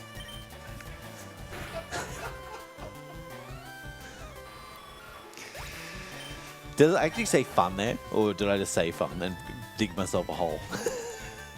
Yeah, you just said fun. Okay. Wait, so you just said fun? I said fun fact when it should have just been So you facts. just... but you're saying you just said fun, so you didn't even say fact. It's just fun. It's just fun. Okay. No, they're facts. Fun words relating to the game we're playing. Could be true, may Could not be true, maybe not. Don't do your research. Well, there's this from the chat. Fun fact, Charizard can't learn fly in red and green versions. I don't know if that's true. That is true. That is actually true. That is yeah, true. even though it There has we go. wings. Thank you, chat. That was fun. Many of the Pokemon, such as Farfetch'd, cannot be obtained in the wild and can only be obtained in in-game trades. The only exception to this in Gen 1 is the exclusive Japanese blue version, where Pokemon such as Jinx can be found in the wild, such as at Seafoam Islands. Where am I going now? I am flying somewhere. Celadon? What am I doing about this candy, JT? What am I doing? I thought you were checking Surge. No, I don't want to get that one. It's too far away now. It's way too far away now. Warden. Oh, I've got to buy some items. Jesus Christ, JT. Stop distracting me. I was going to say Warden Candy. The Warden Candy is the extra one that I'm already getting. I can't think of another one. There's Victory Road. Victory Road one, yeah. Cerulean? Or the one below? Slytherin's so slow, though. Yeah, it's about as slow as Surge. Maybe maybe it will be Surge, but before Sabrina. All right. So we need a lot of money. So we're going to sell the 2 nuggets and every TM except Return. Return still wants to be taught to Farfetch'd. And then we're going to buy a few X items, but actually less than most other Pokemon would use. 2 defend. Yeah, we'll get 6 speed and we'll do 4 guard specs. So there's a spare just in case there's a death. And then I'm going to buy 3 Carbos. So Carbos give 10 base, oh no, not base, 10 EVs of speed to Farfetch'd. And by using a bunch of Carbos in this run, it's going to make it so Farfetch'd is just fast enough to outspeed a bunch of Pokemon. So we're going to give it 5 Carbos and a Protein. And with those 5 Carbos, it's going to beat like Blaine's Rapidash, Lorelei's Jinx, Bruno's Hitmonlee, and Sylph Rival's Gyarados by 1. It's just going to beat them. The Carbos and Protein also have another benefit that whenever you use a vitamin, so Carbos, Protein, etc., the ones that are giving EVs to a Pokemon, it also slightly boosts their happiness. So it increases Return's power ever so slightly. And there is one fight that matters for, and it's Lorelei, and it is really important for Lorelei. Okay, spinner here. I'm just going to do one... Oh, no, that is so bad. Just go. All right, we're good. So we'll get the rare candy here as well. Yeah, I'm thinking just before Sabrina, I'm going to get the other one. Actually, no. I need to use a candy before Blaine to get his Rapidash. Okay. I don't know where that's going to be. We're going to figure it out on the fly. It'll be somewhere. Yeah, use fly and get it. No, no. Shh.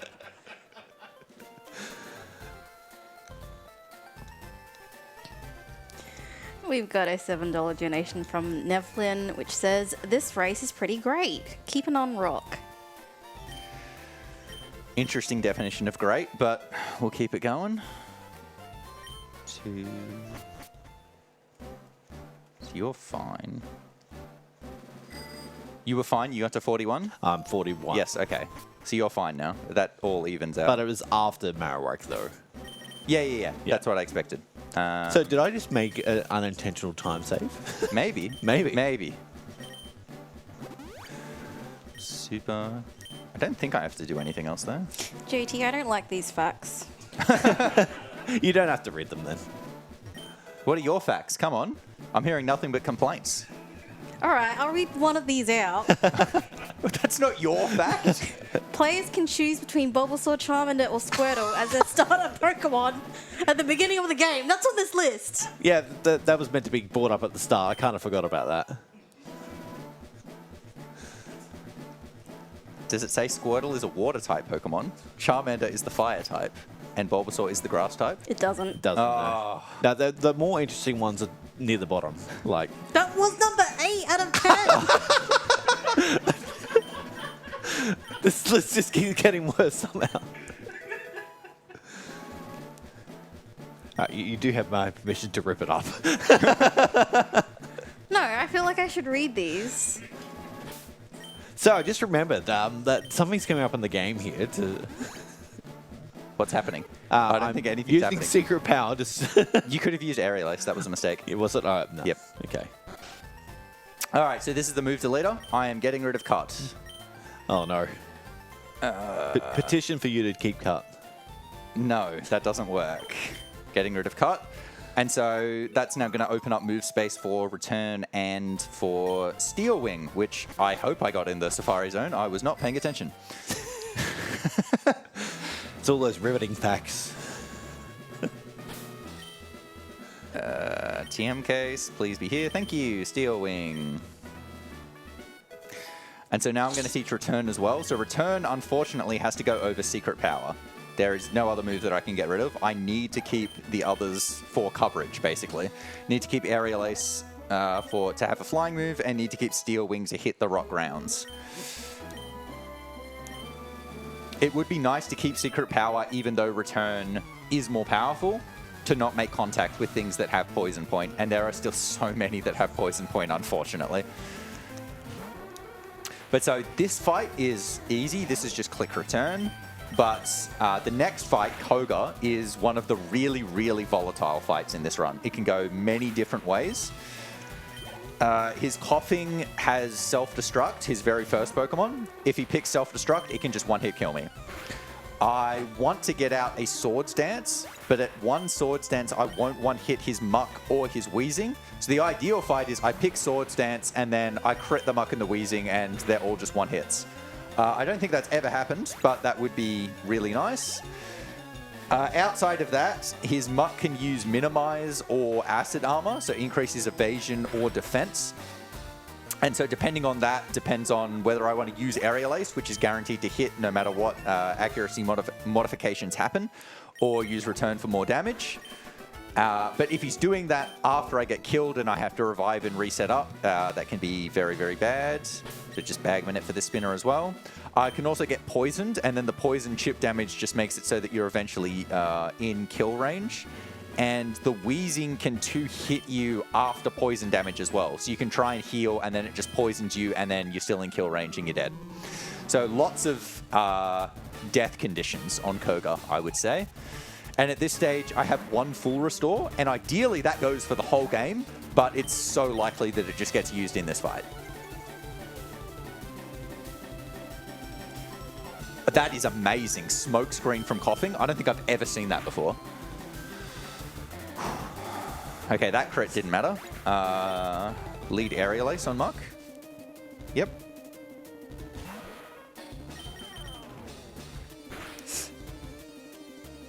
That's a useful crit. We're getting pretty close to perfect fight here. Just got to crit the wheezing. And even in this situation, for wheezing to kill me, it would have to both crit and poison.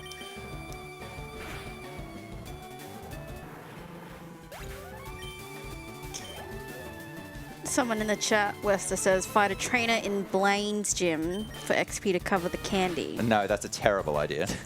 Absolutely hopeless idea. Thanks, chat. Oh, there's the poison.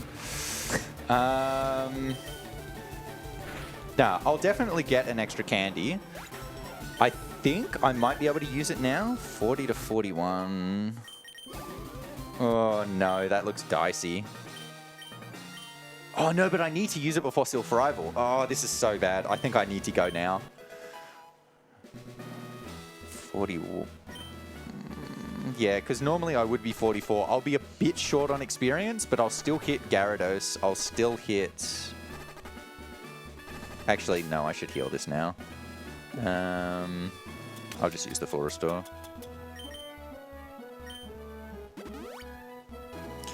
We've got a $10 donation from Bird Rotator, who says, fun Pokemon fact. Kururin Squash is a 2004 maze navigation game.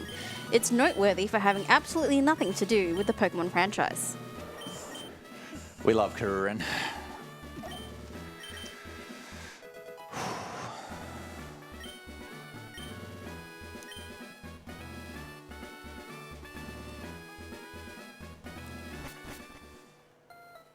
I think this will still work out.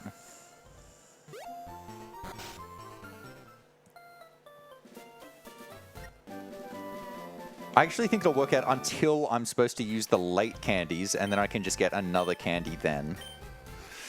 Whew.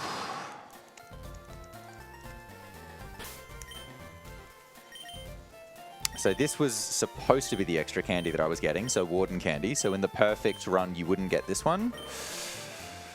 You still have to teach Strength to Wartortle. It's just teaching it earlier here is a little bit of extra time loss because that's an extra menu. You'd rather just teach it in a menu that you do a bit later.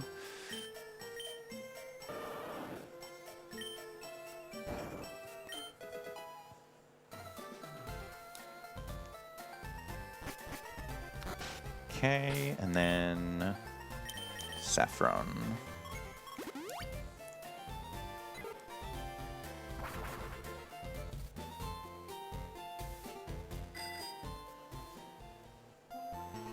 So here, just going to buy some safety items. So I'm going to spend almost all my money on Hyper Potions, especially since I've lost my full restore.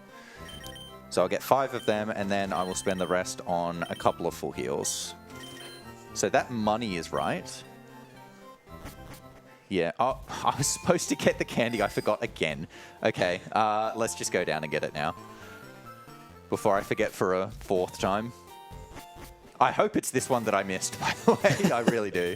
It was. Okay.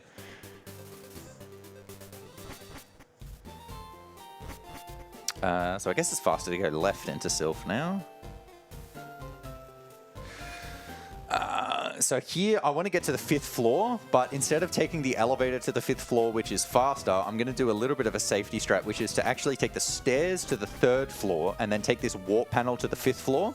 This loads me closer to the walker so that I can keep track of his movement quicker.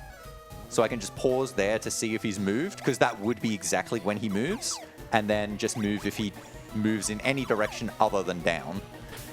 And then this spinner is just going to be bag manip 3 times. In order to get past him, I'm also going to use those carbos and the protein while I'm here.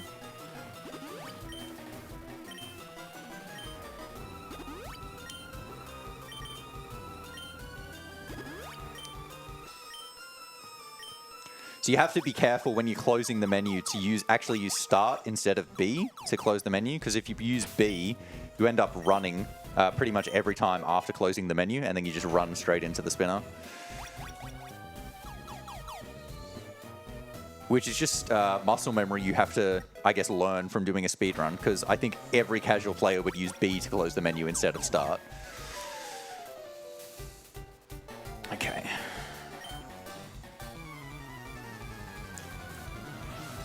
We've got a $10 donation from Sinri, which says, fun fact, Flareon used to be the only fully evolved fire type that cannot learn Solar Beam. Yep. It might still be. I don't know. I'm too lazy to check. I agree. I don't know either. I also don't know. But I think that could be true. They eventually gave Flareon Flare Blitz, but I actually don't think they eventually gave it Solar Beam. They did give a lot of things to a lot of Pokemon later on, but I'm not sure about that. In the original Gen 2, it used to only be the Fire Legendaries and Houndoom, and then by Gen 4, they had given it to every other fully evolved Fire type except Flareon, I think.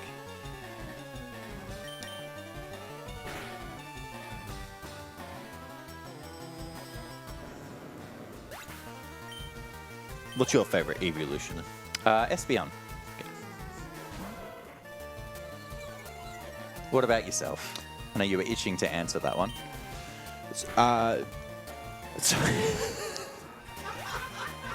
My mind went to... Fun fact, No, the my... Eevee evolutions are Jolteon. I know, but my mind went to Ichion when you said that. Ichion? I don't know why. Anyway, it is normally Umbreon. Normally Umbreon, okay. Except at Cook Gaming Hours. Yeah. Oh, gosh. We've got a $5 donation from Psy Guy with no comment, but thank you. And $10 from Leos_McLeod. He says, what do you call a famous deer?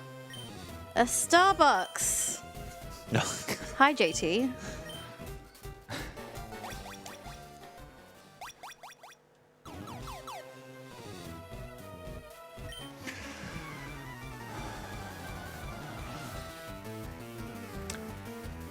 Okay, so my Silph Rival went well. Silph Rival, luckily, his Alakazam at that point is actually not very threatening. The only move that it has to do damage is Future Sight. In later fights, it does end up getting Psychic, which does a lot of damage. But for now, it's not too dangerous at all. The next fight is Giovanni 2. He can be quite dangerous. This is the first fight where we're going to use Steel Wing. So Steel Wing has 90% accuracy. Return is 100, so it's fine, but Steel Wing can miss. And Giovanni actually has one of the most consequential misses.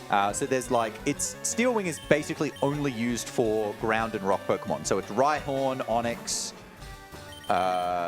Was that it? Just Rhyhorn and Onix? I think so. Anyway, but his Rhyhorn has Rock Blast and will actually use Rock Blast, which is super effective against Chiding and can do a lot of damage.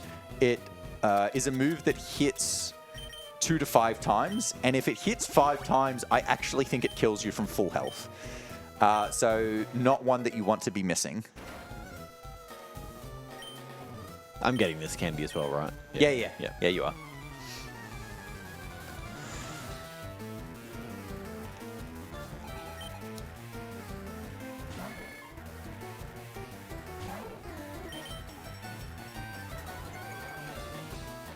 We've got a $10 donation from Stephen Strangle, which says, fun fact, the French name for Bulbasaur is, I don't know if I'm going to pronounce this correct, Bulbasaur. Bulbasaur. Which is simultaneously a pun on the Japanese and English names.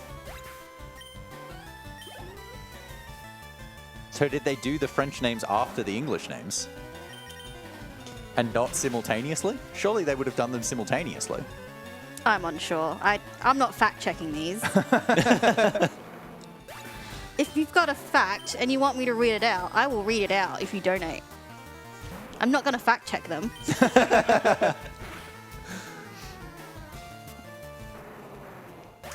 Yeah, so I actually got the rare 10% defense boost off Steel Wing. If you don't take damage, that's actually time loss because you're just watching the animation. And I'm not going to be taking more damage, so that's just time loss. But it's much better than getting the 10% miss.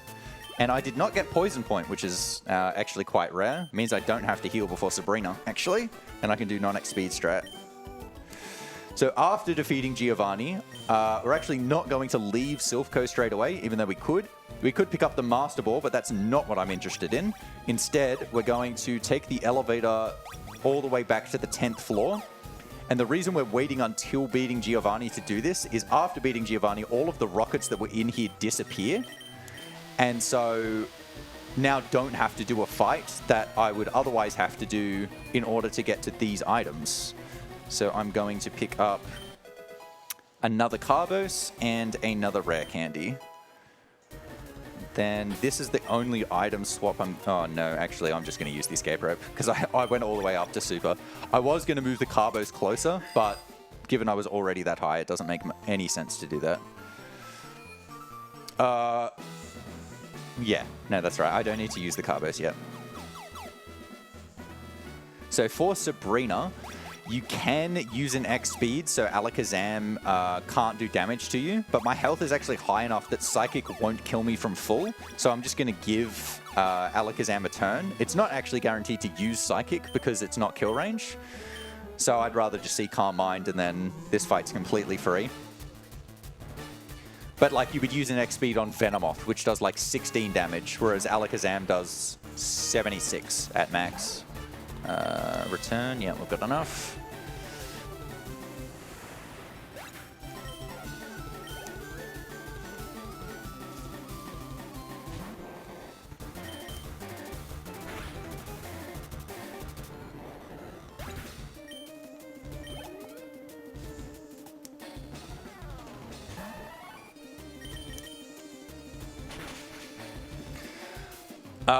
One of the things we didn't explain yet somehow is because Chiding is a traded Pokemon, it's getting boosted experience, which is part of why it ends up being so nice towards the late game of the run, is it ends up a higher level than other Pokemon would.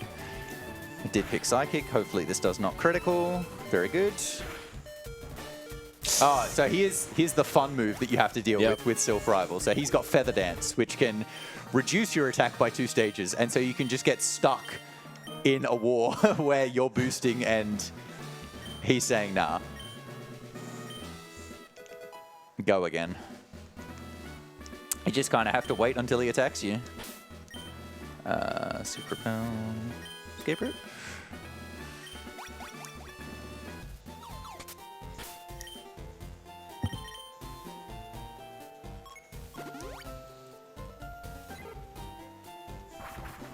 All right, so I'm going to heal now. I'm going to use my mum to do that. It's faster than using a center. So just duck in here for a quick heal.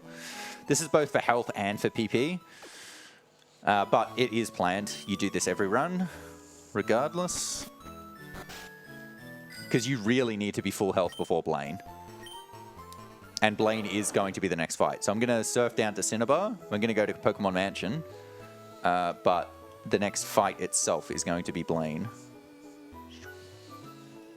So I'm going to do a bike reload here, or I'm going to try to, before entering the mansion. Yeah, so I went onto my bike and then went off my bike. The reason I did that is to cancel the music so that the load-in for when I enter the building actually ends up being significantly faster, rather than just either running there or biking straight there. Make awful sure not to use the last escape rope there.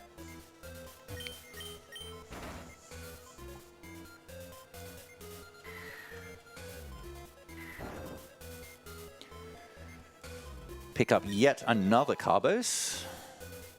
And then I'm going to use those last 2 when I use the escape rope. Also, this trainer here can troll. Oh, he's trolling. Yeah, I'm going all the way around. No, I don't trust that. That is a trainer and he can see you. He can actually get into a position where you cannot get through. So he's there now. And you would have to wait for him to move away. Oh, my goodness. That's too far. But so we're here to pick up the secret key, which gives access to Blaine's gym. It's just locked if you don't pick this up first. So my carbos are going to be all the way down here. Use those on Shading.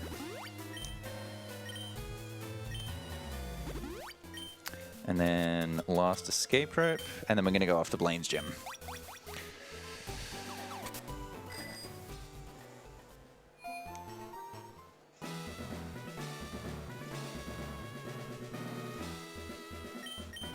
How you going, JT? We're hanging in there. I've made multiple mistakes which you didn't see, so nothing happened. Such as trying to enter the Safari Zone with under $500. Oh, no. That's pretty good, though. Good in what way? Entertainment? Or, Yes. Yeah. But we're hanging in there. I think it's only, what, 7 minutes now? We've got a $3.88 donation from Rune Smiley Face. Pokemon fact: in Gold and Silver, Falkner was meant to use a Farfetch'd, but was replaced by Pidgeotto due to its high crit rate. Due to Pidgeotto's high crit rate? Or Farfetch'd high crit rate? It says Farfetch'd was meant to use Farfetch'd, but was replaced by Pidgeotto due to its high crit rate. I don't know who. It could refer to either. Yeah. It could. Yeah, I don't know who. That's also definitely not a fact. But I want to know what they were trying to say that was wrong. It's wrong either way. But I want to be clear about how they're wrong. All right, so Blaine. So this fight, I want to get off 3 Swords Dance because they're using Intimidate. Oh, well, the Growlithe and the Arcanine have Intimidate, so I need to use 3 Swords Dance in order to always one-hit the Arcanine. They're going to use Fire Blast, which does just under half, so hopefully I don't get a burn. The Growlithe also has Roar, which means you can't use the 3rd Swords Dance on Growlithe. So, like, I could do it now. It wouldn't kill me with Fire Blast, but it would use Roar because I've hit +3. And when you hit +3 and they've got Roar or Whirlwind, they will use it, which then forces you to switch out and brings out another Pokemon. So instead, I'm going to use the 3rd Swords Dance on Ponyta. There's a Fire Blast, please don't. There's a burn. I've used my full restore, unfortunately. So we're going to have to Hyper Potion and then full heal. Because burn also reduces your attack. Yeah, I can live another one. So I can't just go, otherwise I would. Okay, there's the miss. All right. Now we're good. Now it's just spam return. Useless critical. I didn't get to 49 before Rapidash, but I think I still outspeed it. I think I'm still good. I do not. I'm dead. Oh! Whew. We're so back. We are so back.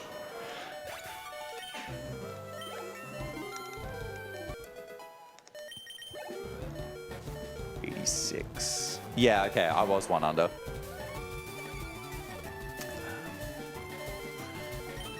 But I do outspeed Arcanine. Whew.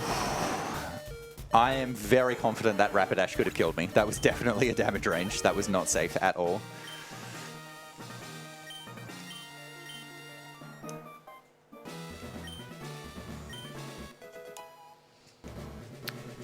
So when I said you get them by 1 speed, I was kind of correct in what I was saying, but actually they do actually still have a higher speed stat than you. In this game, they still do have badge boosts. So all of my stats at this stage, well, actually except special defense, are boosted by 10% by the badge. So when you beat Brock, he boosts your attack by 10%. When you beat Surge, it's speed. And when you beat Koga, it's defense. And then Blaine is special attack. This is also the most important text box in the game. Bill comes out and says, oh, do you want to come to One Island? Just if you're up for it. If you say yes to that text box, that's 10 minutes down the drain. because you are locked into doing that side quest. You cannot leave. And the side quest takes about 10 minutes before you come back.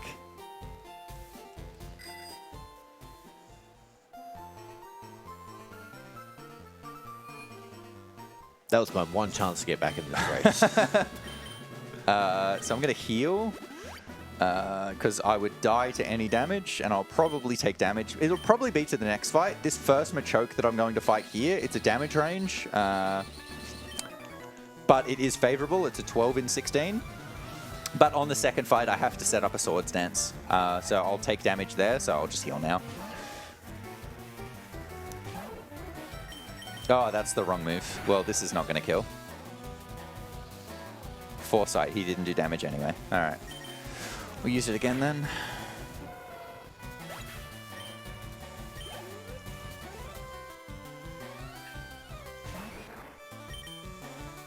And escape.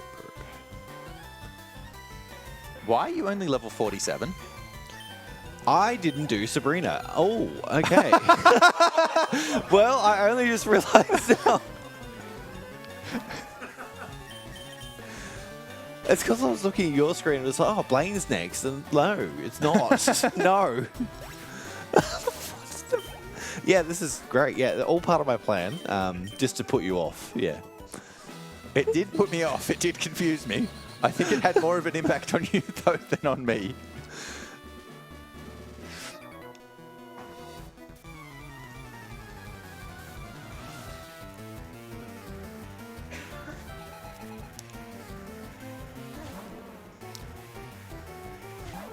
Will that affect anything? Because I've used my car boss already. No.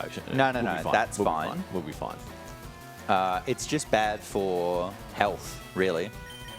Hope Alakazam picks Calm Mind, so Yeah. you're still at full, I guess.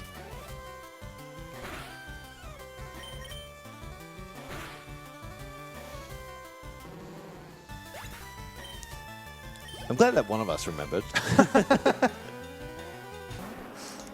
We've got a $4 donation from Not Rune Smiley Face. Pokemon fact: badge boosts were removed from Pokemon games because otherwise they'd make Farfetch too powerful.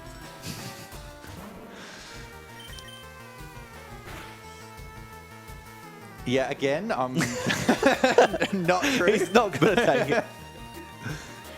No, I actually don't know why they were removed, to be honest. So it could be true, I guess. I'm going with probably not. But they were removed in Gen 4. So they were changed after 2 to 3. The badge boosts were changed from a 9 in 8 boost to 1.1, but then they removed them in Gen 4. Which, it's odd because most things in Pokemon games you think have been trending towards making the games easier. But that one categorically makes the game harder. It was easier with badge boosts than without badge boosts because that purely helps the player in the single player experience because they don't impact multiplayer. Yeah, it's an interesting one. All right, Giovanni, I've got to remember to use a guard spec here. So guard spec prevents any of your stats from going down for 5 turns. This Rhyhorn loves to use Scary Face, which reduces your speed by 2 stages. I do not want that to happen. It says it's protected by Mist because Mist is a move that you can learn. Well, Farfetch can't, but other Pokemon can, that has the exact same impact. And so they just assume, I guess, that you'd use Mist. They just thought the guard spec was never going to be used by anyone. To be fair, as a kid, I absolutely never used the guard spec. Neither. Look, as a kid, I was genuinely upset when I picked up an item and it was the guard spec. I would just toss it out of spite. I hated it that much. Guard spec and Dire Hit were tossed straight away. No other item. Is there any run that actually uses Die Hit? Yes. Ooh, There is one okay. run that I know of that uses the Dire Hit. It is Heart Gold, Soul Silver, any percent. Nice.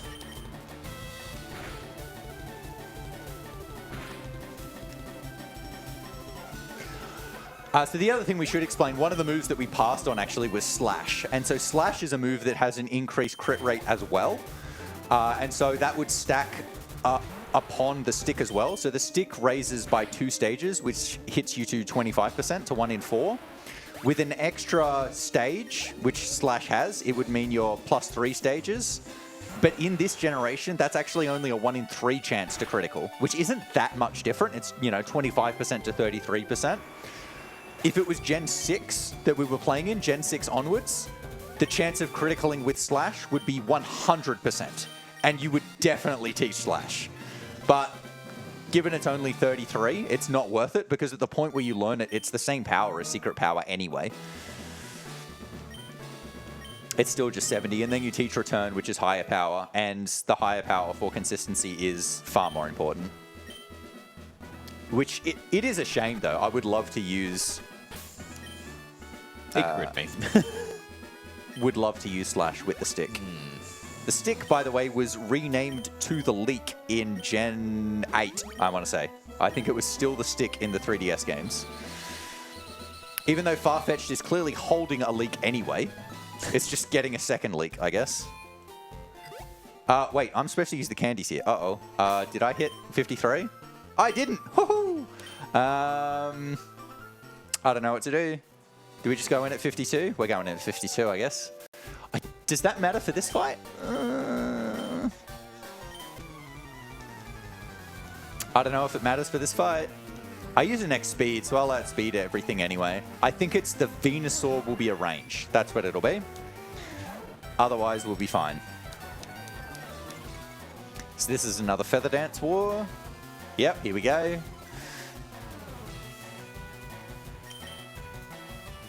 You got a spare guard spec. No, I'm good. I'm good.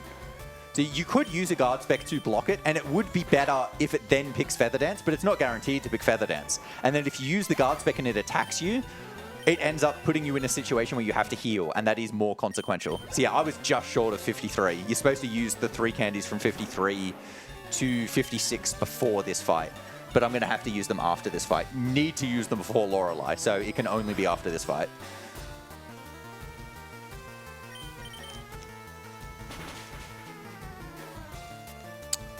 I think I will need to pick up the extra in Victory Road as well.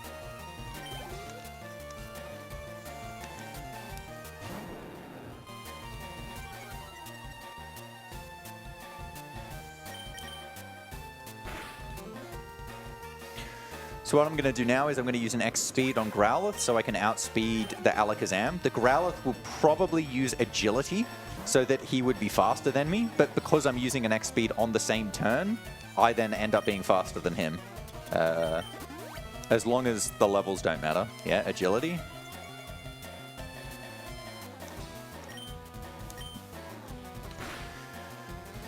Yeah, so I'll kill Alakazam as well, but Venusaur is definitely going to be a damage range because the Venusaur only becomes guaranteed with the protein. So it becomes like an exact, if you get Min Roll, that does exactly Venusaur's health. So at a lower level, it's definitely not going to be guaranteed.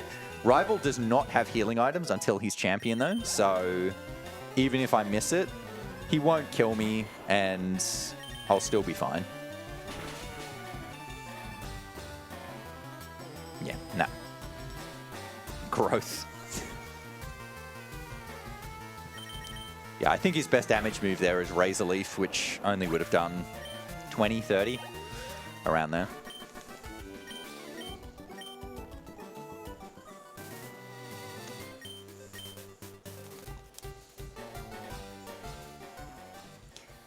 We've got a $4 donation from Nevflin, which says, don't put this towards charity. Put it towards a lottery ticket fund for Werster to put the winnings of that towards charity. This run is a sign. I don't know whether that means they think this run's going well or poorly, but... I think because you've had so many times where it could have gone bad, but it didn't. Oh, I see. Yes.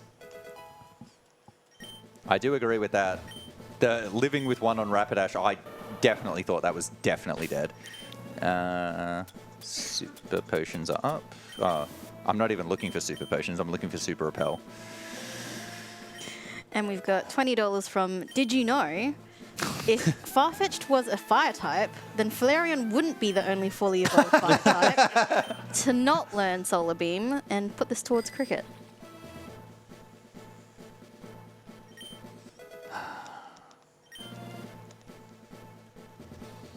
So I guess if we're counting in Scarlet and Violet where you can change like any Pokemon to a fire type, then it wouldn't just be Flareon.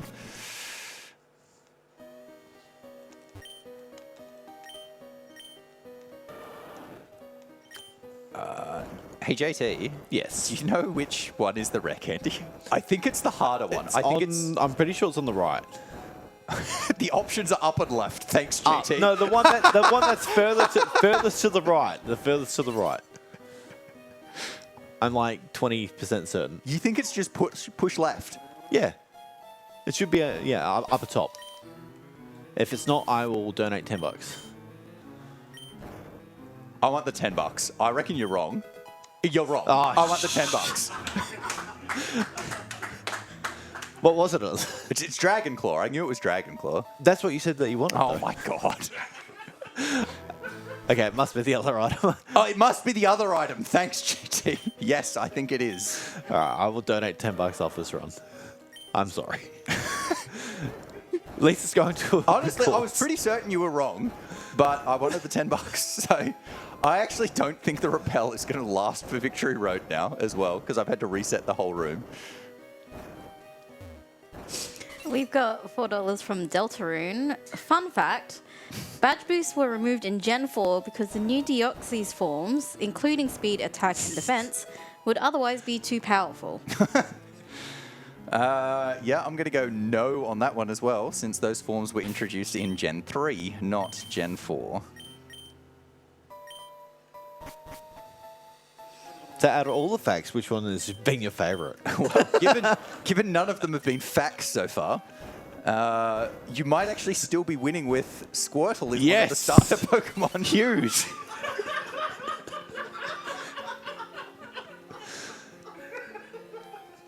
I knew that was a good fact for Reese.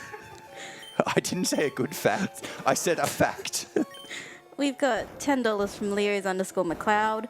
During the development of Pokemon in 1991 by Game Freak, Goku had just went Super Saiyan.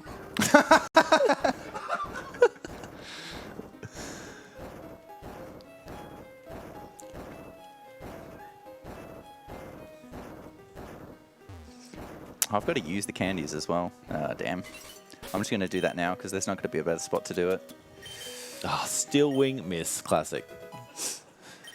Yeah, that's... Giovanni is one of the better places to get it, though, because he generally Yeah. is just using the guard spec again. We've got another $10 from Sinri. Fun fact, the rare candy is the one on the left. Bit slow on that, unfortunately.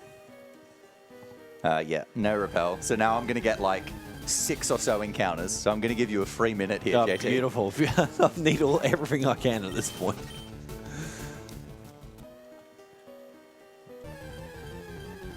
I have no healing items. I might just take the center.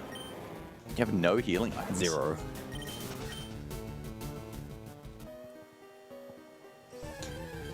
And we've got another $10 from Did You Know? Farfetch doesn't learn Dragon Claw either. Oh, all this time. But that one is true. That one is true, yes. So I think Squirtle has been usurped. Oh, it had a good run though.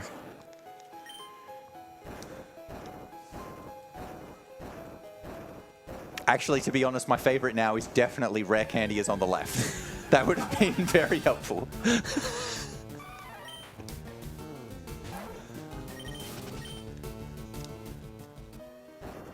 I'm also poison. I'm just going to take the just center. take the center. I think I'm Just just take the going to take the center.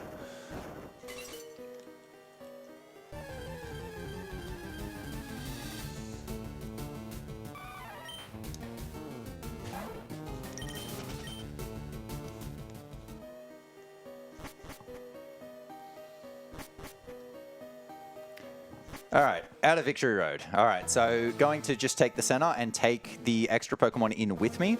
For a lot of runs, you actually deposit every Pokemon you don't want to take in with you to the Elite Four, but I actually do want to take both Wartortle and Rex in with me because they will be used at some point during the Elite Four. Where depends on how the fights go, but they'll be used, definitely. will buy full restores, and then the first fight is going to be Lorelei. So we said before, Lorelei is arguably the worst fight with Farfetch'd. And so the reason for that is you want to be setting up ideally multiple swords dancers. But she has Ice Beam on almost all of her Pokemon, and Ice Beam does about 80% of your damage, of your health. So what you really, really want to see is her Dugong waste a turn by picking Safeguard, and even better would be wasting 2 turns by picking Safeguard and Hail. If it picks Ice Beam turn 1, Sheding is gonna die. There's Hail, okay. Hail and then Ice Beam can still kill me as well. That can actually still be really dangerous. So I really want to see Safeguard now. Safeguard, perfect. Okay, so now, ideally I can just kill everything at +2, but it is ranges. And so the ranges are on Slowbro and Lapras and Cloyster. It depends on how much happiness Farfetch'd actually has. So it's not yet maxed out. It's usually maxed out against Agatha. And so at this point, I'm expecting return to be about 100 power. And so this is a 15 in 16 range because of the hail damage. Got the Slowbro, beautiful. Lapras should be similar. And then the Cloyster will be about 9 in 16. The Jinx will die as long as I outspeed it, which I should because I've used all the Carbos and I ended up getting an extra candy. So I actually have a bit more experience than I should have at this stage. That didn't need to crit. The Cloyster, unfortunately, its ability is Shell Armor, so you can't actually crit it. But the Cloyster, I'm expecting to be 9 in 16. Luckily, though, the Cloyster does not have Ice Beam. Its only attacking move is Dive, which is a 2-turn move, and it only does, like, 30 damage. It definitely doesn't kill. It does have Protect, though. If I do get the Cloyster here, though, this will be the best Lorelei fight I've ever had, because it would be perfect, and I've never had perfect Lorelei before. Permission to make the bad Cloyster joke? I did not get it. Why do you need my permission? Yeah, you're right. It's donation for it. All right, you've got however long it takes for JT to get up to Lorelei to donate at least $2 to hear his terrible joke. And I'm sorry in advance. Well, we do have $4 from Maybe Rune Smiley Face. Pokemon fact, Farfetch'd was designed by famous Hatsune Miku fan Ken Sugimori as a tribute to his favorite VTuber.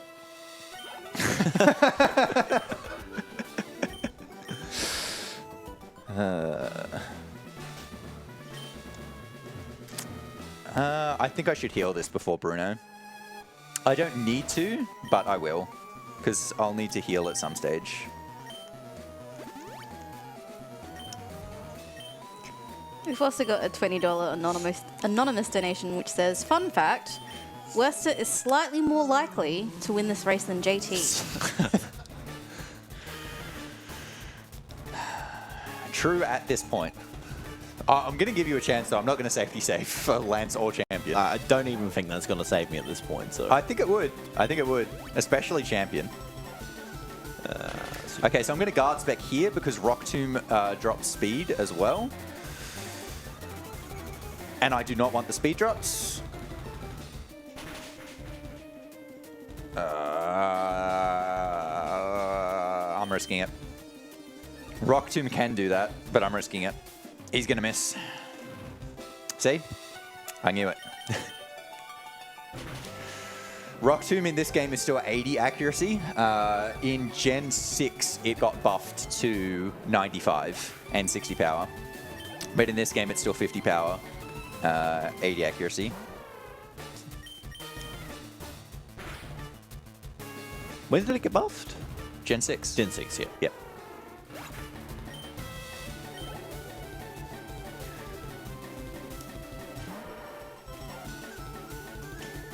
So I've just got to hit the other Steel Wing on the other Onyx, and I'll be fine here.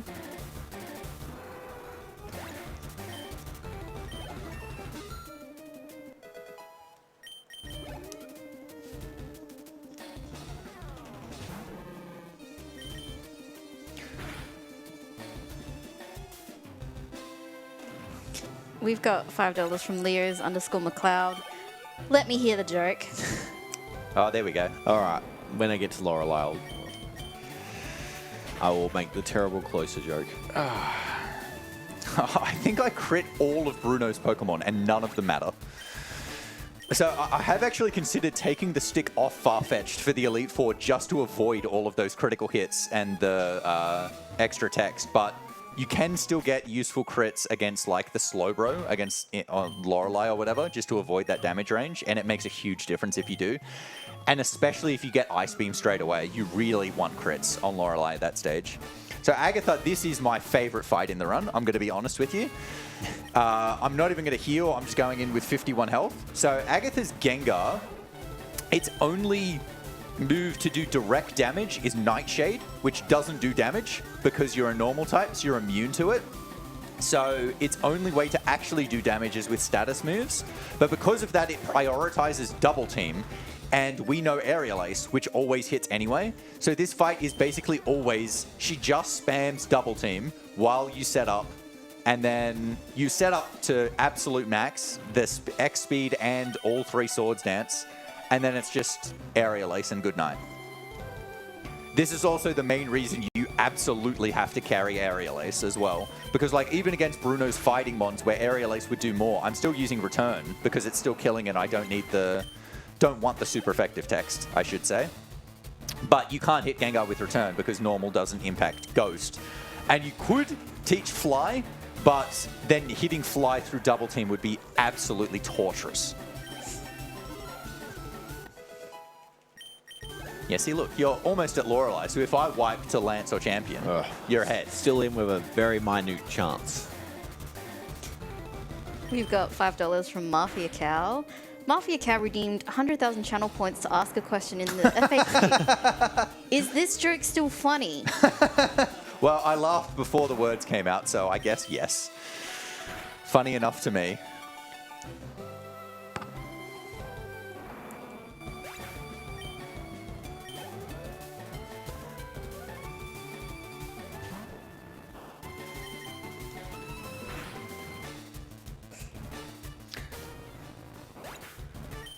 Okay, so Werster did mention earlier that Lorelei has a closer that knows dive. So here's a horrible joke. You have been warned.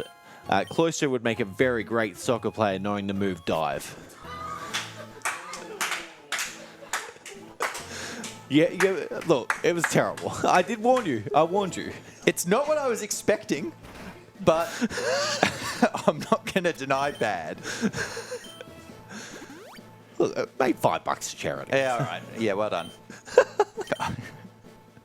I don't know if well done's the right words. That's all I got for you, mate. So,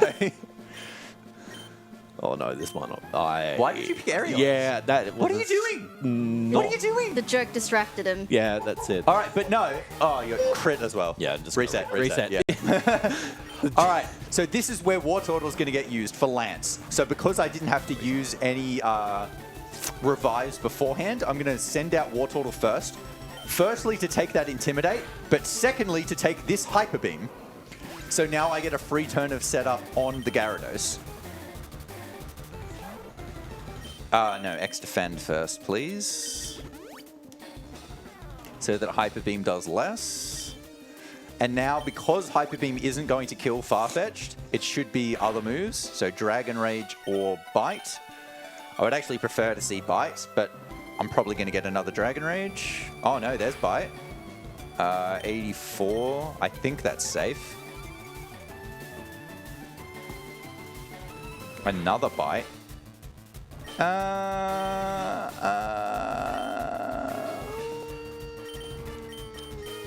I'm going to heal.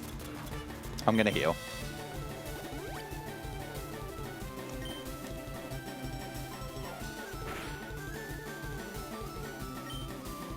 Then I'm going to heal again on the recharge turn, so I'm at full.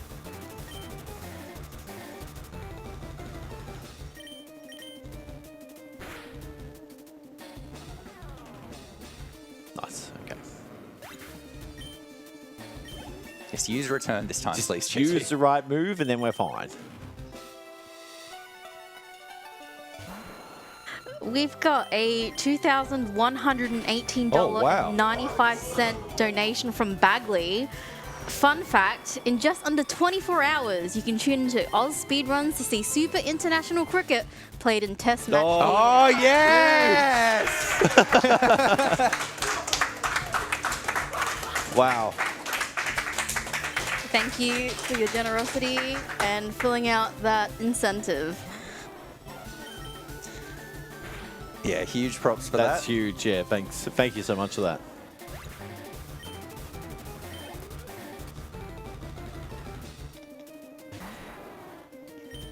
All right, so this Dragonite is a range, which is the main reason I wanted to heal, just in case I didn't get it. Actually, the main reason was Aerodactyl. I didn't want to miss Steel Wing, but I got it now. And so even though doing that double heal did take a bit of time, it doesn't mean I now don't have to heal before Champion, because I'm just going in at full health. And so this is where Pidgey is going to be used. Yes. So, Rex. Oh, sorry, yes. Rex will be the first Pokemon to come out against the Champion. There are two reasons for this. One is, unfortunately, Rex needs to die. We need Farfetch to be the only Pokemon alive because his Pidgeotto knows Whirlwind. And if you have another Pokemon alive while trying to set up, he will use Whirlwind to phase you out. So you need everything dead. But also, during this turn, I can use a Guard Spec to then try and block Feather Dance. Guard Spec applies to the whole party for 5 turns, not just the Pokemon you're using it with.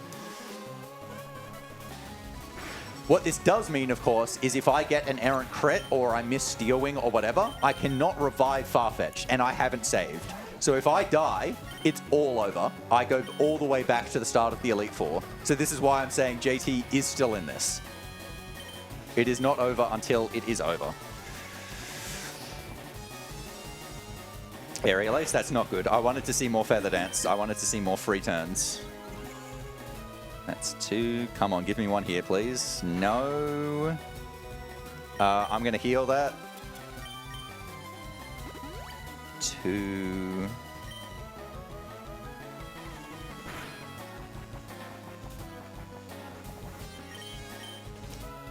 Three.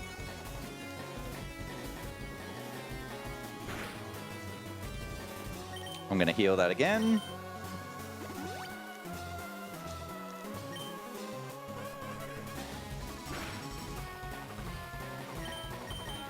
Okay, as long as I pick the right moves, there is only one lose con now, which is miss Steel Wing on Rhydon. And if I miss, I probably do die. So I'm still only 90%. And I haven't missed one yet. Oh, we're good. We're good. I was going to say, why did you say wait until the moves hit first? Nah. You got to build the tension, Build mate. the tension. Steer into the skid.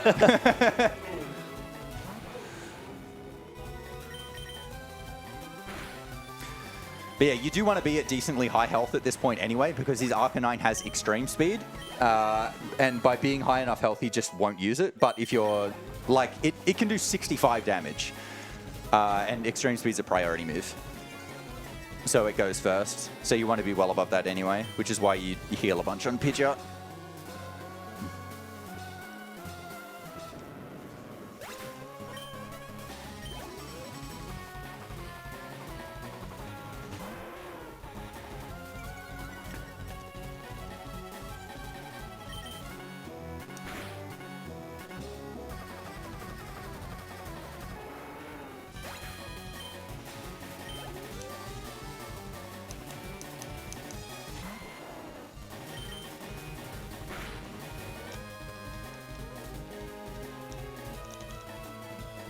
One last useful crit for the road, and we're good.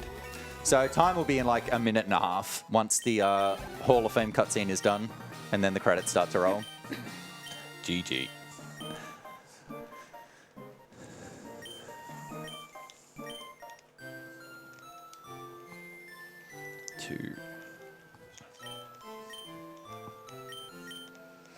We've got $10 from Champ of the Couch. Fun fact, Pokemon is a good franchise and contains such classics as Pokemon Dash, Pokemon Rumble, Detective Pikachu, and Hey You Pikachu.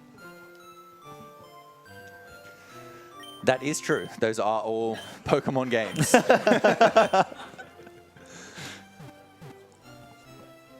Hey You Pikachu's a yelling. You yell at it, right? Yes, that the one? you Yeah. talk into the microphone, yeah. Yeah.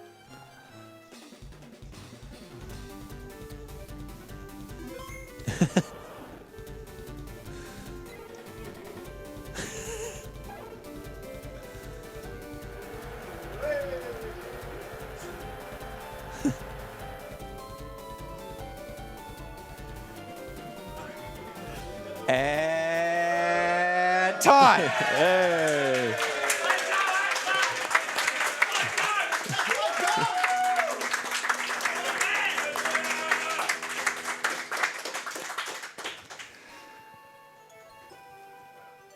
Yeah, that was okay.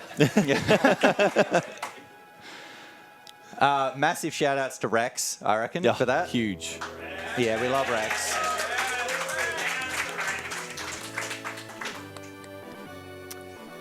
Yeah, that's all I got to say. All right, just beating Agatha, and we're heading to Lance. I will be saving just in case. Yes. You'll be right. Yeah. We've got $10 from Saucy, which says, here's double what the joke costs to make sure you never tell it again. Well, that's even more money I made off that bad joke. It was so bad it made more money. And we've also got $4 from Rune in the right direction. Philosophical fact, if JT doesn't catch up to Werster, they will be left behind. Up for the, I don't think that's what philosophical means, but anyway. up for the Dragon Claw, left for the... But I'm right-handed. Oh.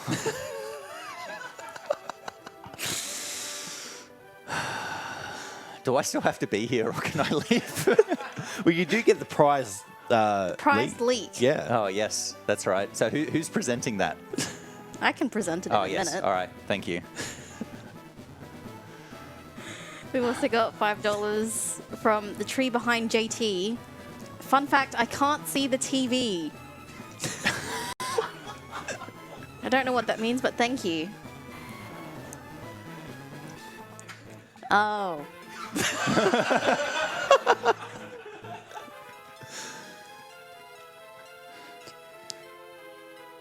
$70 seal. So I've used one sword stance. I need to use at least Two. two. I'll Yes. go two because, oh, okay, now we're fine. You should have healed first, but anyway. Oh, are you going there? No. Healing. Okay. Healing. All right. Yeah, you definitely should have healed first then. Because this will probably be Hyper Beam again. So now you should heal again. No. Yeah, heal again. Sword, Heal it. No! Sword stance go in and then we're already fine. did the second sword stance. Don't you have to go to +3? No. Oh, well, this is all just for show.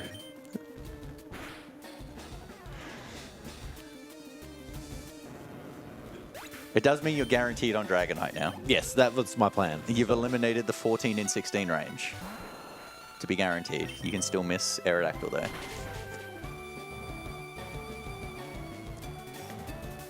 We've got $15 from Pipak, which says, here's triple what the joke costs to hear it again.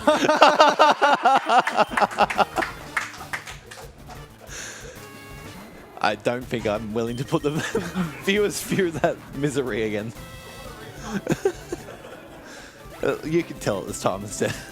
It's not going to happen. So if...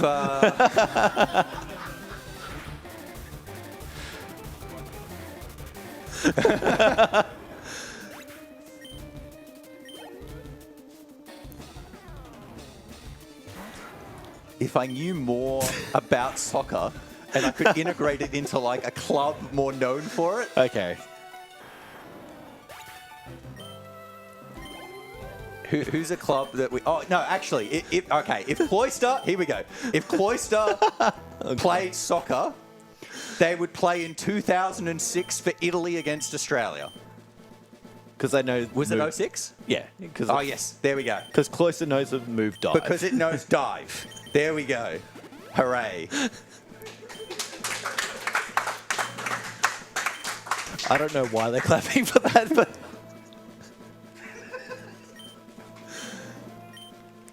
Anyway, last fight for me. I'll also be leading with Rex. Rex is going to be a brave soul.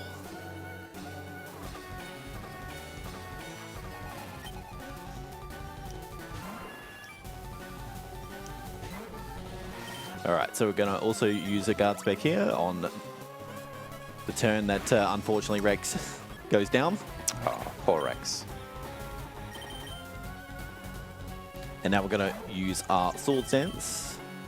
Oh, that's what we want to see. We want to see the feather dance. Yeah, oddly, the champion also reteaches his Pidgeot sand attack for this fight. For this fight only. It had actually deleted it for Sylph Rival and for Viridian Rival, and then reteaches it for this fight. Bizarre. 53 is a little bit risky. I'm going to heal. Definitely.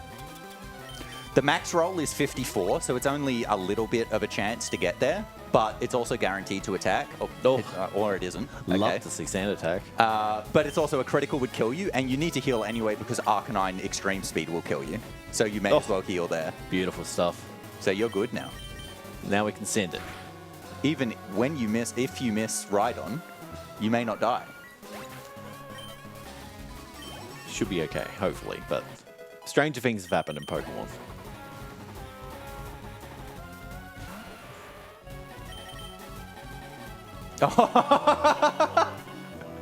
Alright, so what do I do now? I don't think that kills, but the speed drop happens. What comes out third? Is it Zam? I think it is Zam. Kill Rhydon. Kill Rhydon. That's not good. Because you're slower than Zam, aren't you? Yeah. Zam can kill me. Yeah, so you definitely heal. I think it's guaranteed to Psychic, though, isn't it? And that probably does more than half. I think we just lose. You're probably screwed. Heal and we'll see. I did save before, so how are we going? Oh, gee, that's No, you'll be right. That's not close. You're still fine. Oh, Future Sight, you're good. Yes! Oh, we love Alakazam. Why did you... You need to X speed. You lost the speed. It's alright, I'll X speed on the next one. That's Gyarados? Gyarados, yep.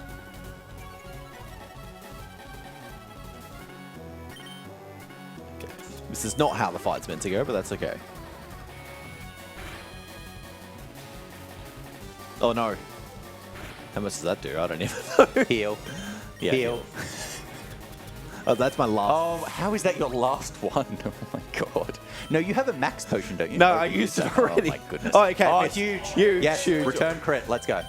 Let's go. I think it does need a crit to kill because Reflect is still up. No, I think we're still fine. This is Because Reflect will go down now? I think this that's is enough. the last turn, yeah. It better be.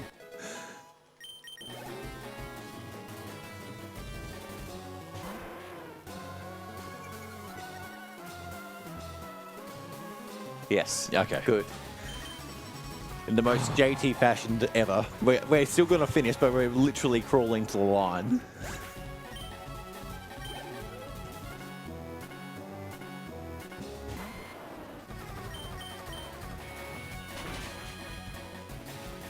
I think I was meant to return there, but whatever.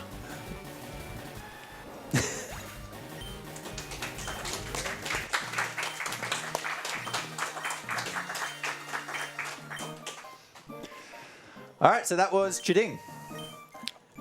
I hope you guys enjoyed. It was a good race. We'll wait for JT to finish, Yeah. but anything else you wanted to say? No, just thanks AusSpeedruns and thank you to yourself for a great run, great course, great event. Always a pleasure and an honor to be here. Thanks for the hosts and tech and everyone else in the community. It's yeah, GG's. Yeah, and thanks for agreeing to do this. I think it was 2 years ago we kind of planned to do this and then fell apart. It did fell apart, and then yeah, here we are. Got one last $5 donation from Champ of the Couch. I didn't get the joke. Could Werster explain it in detail? Yeah, 5 is definitely not enough for that.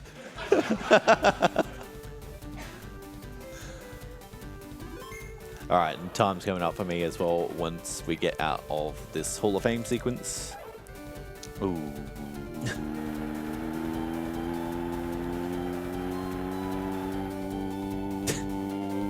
Still waiting. I am spamming. And that's time there. Way! Underestimate. But yeah, good fun. Thanks again to Werster. Good game. Good, I want my leak. yeah. Yeah, Oh, I'm, my leg. I'm coming over. Yes. So the coveted presented leak, one of a kind, limited edition. Here it is. And of course, made by our lovely host as well. Here we Thank go. you very much. There we go. Put it in there. Put it in there. Yes. Yeah, thanks again for having us. Cheers.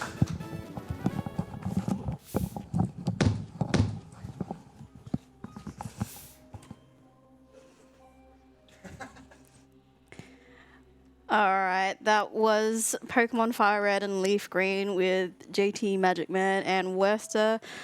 That is my host shift, but I will just say thank you to our major partner for the event, RetroTink.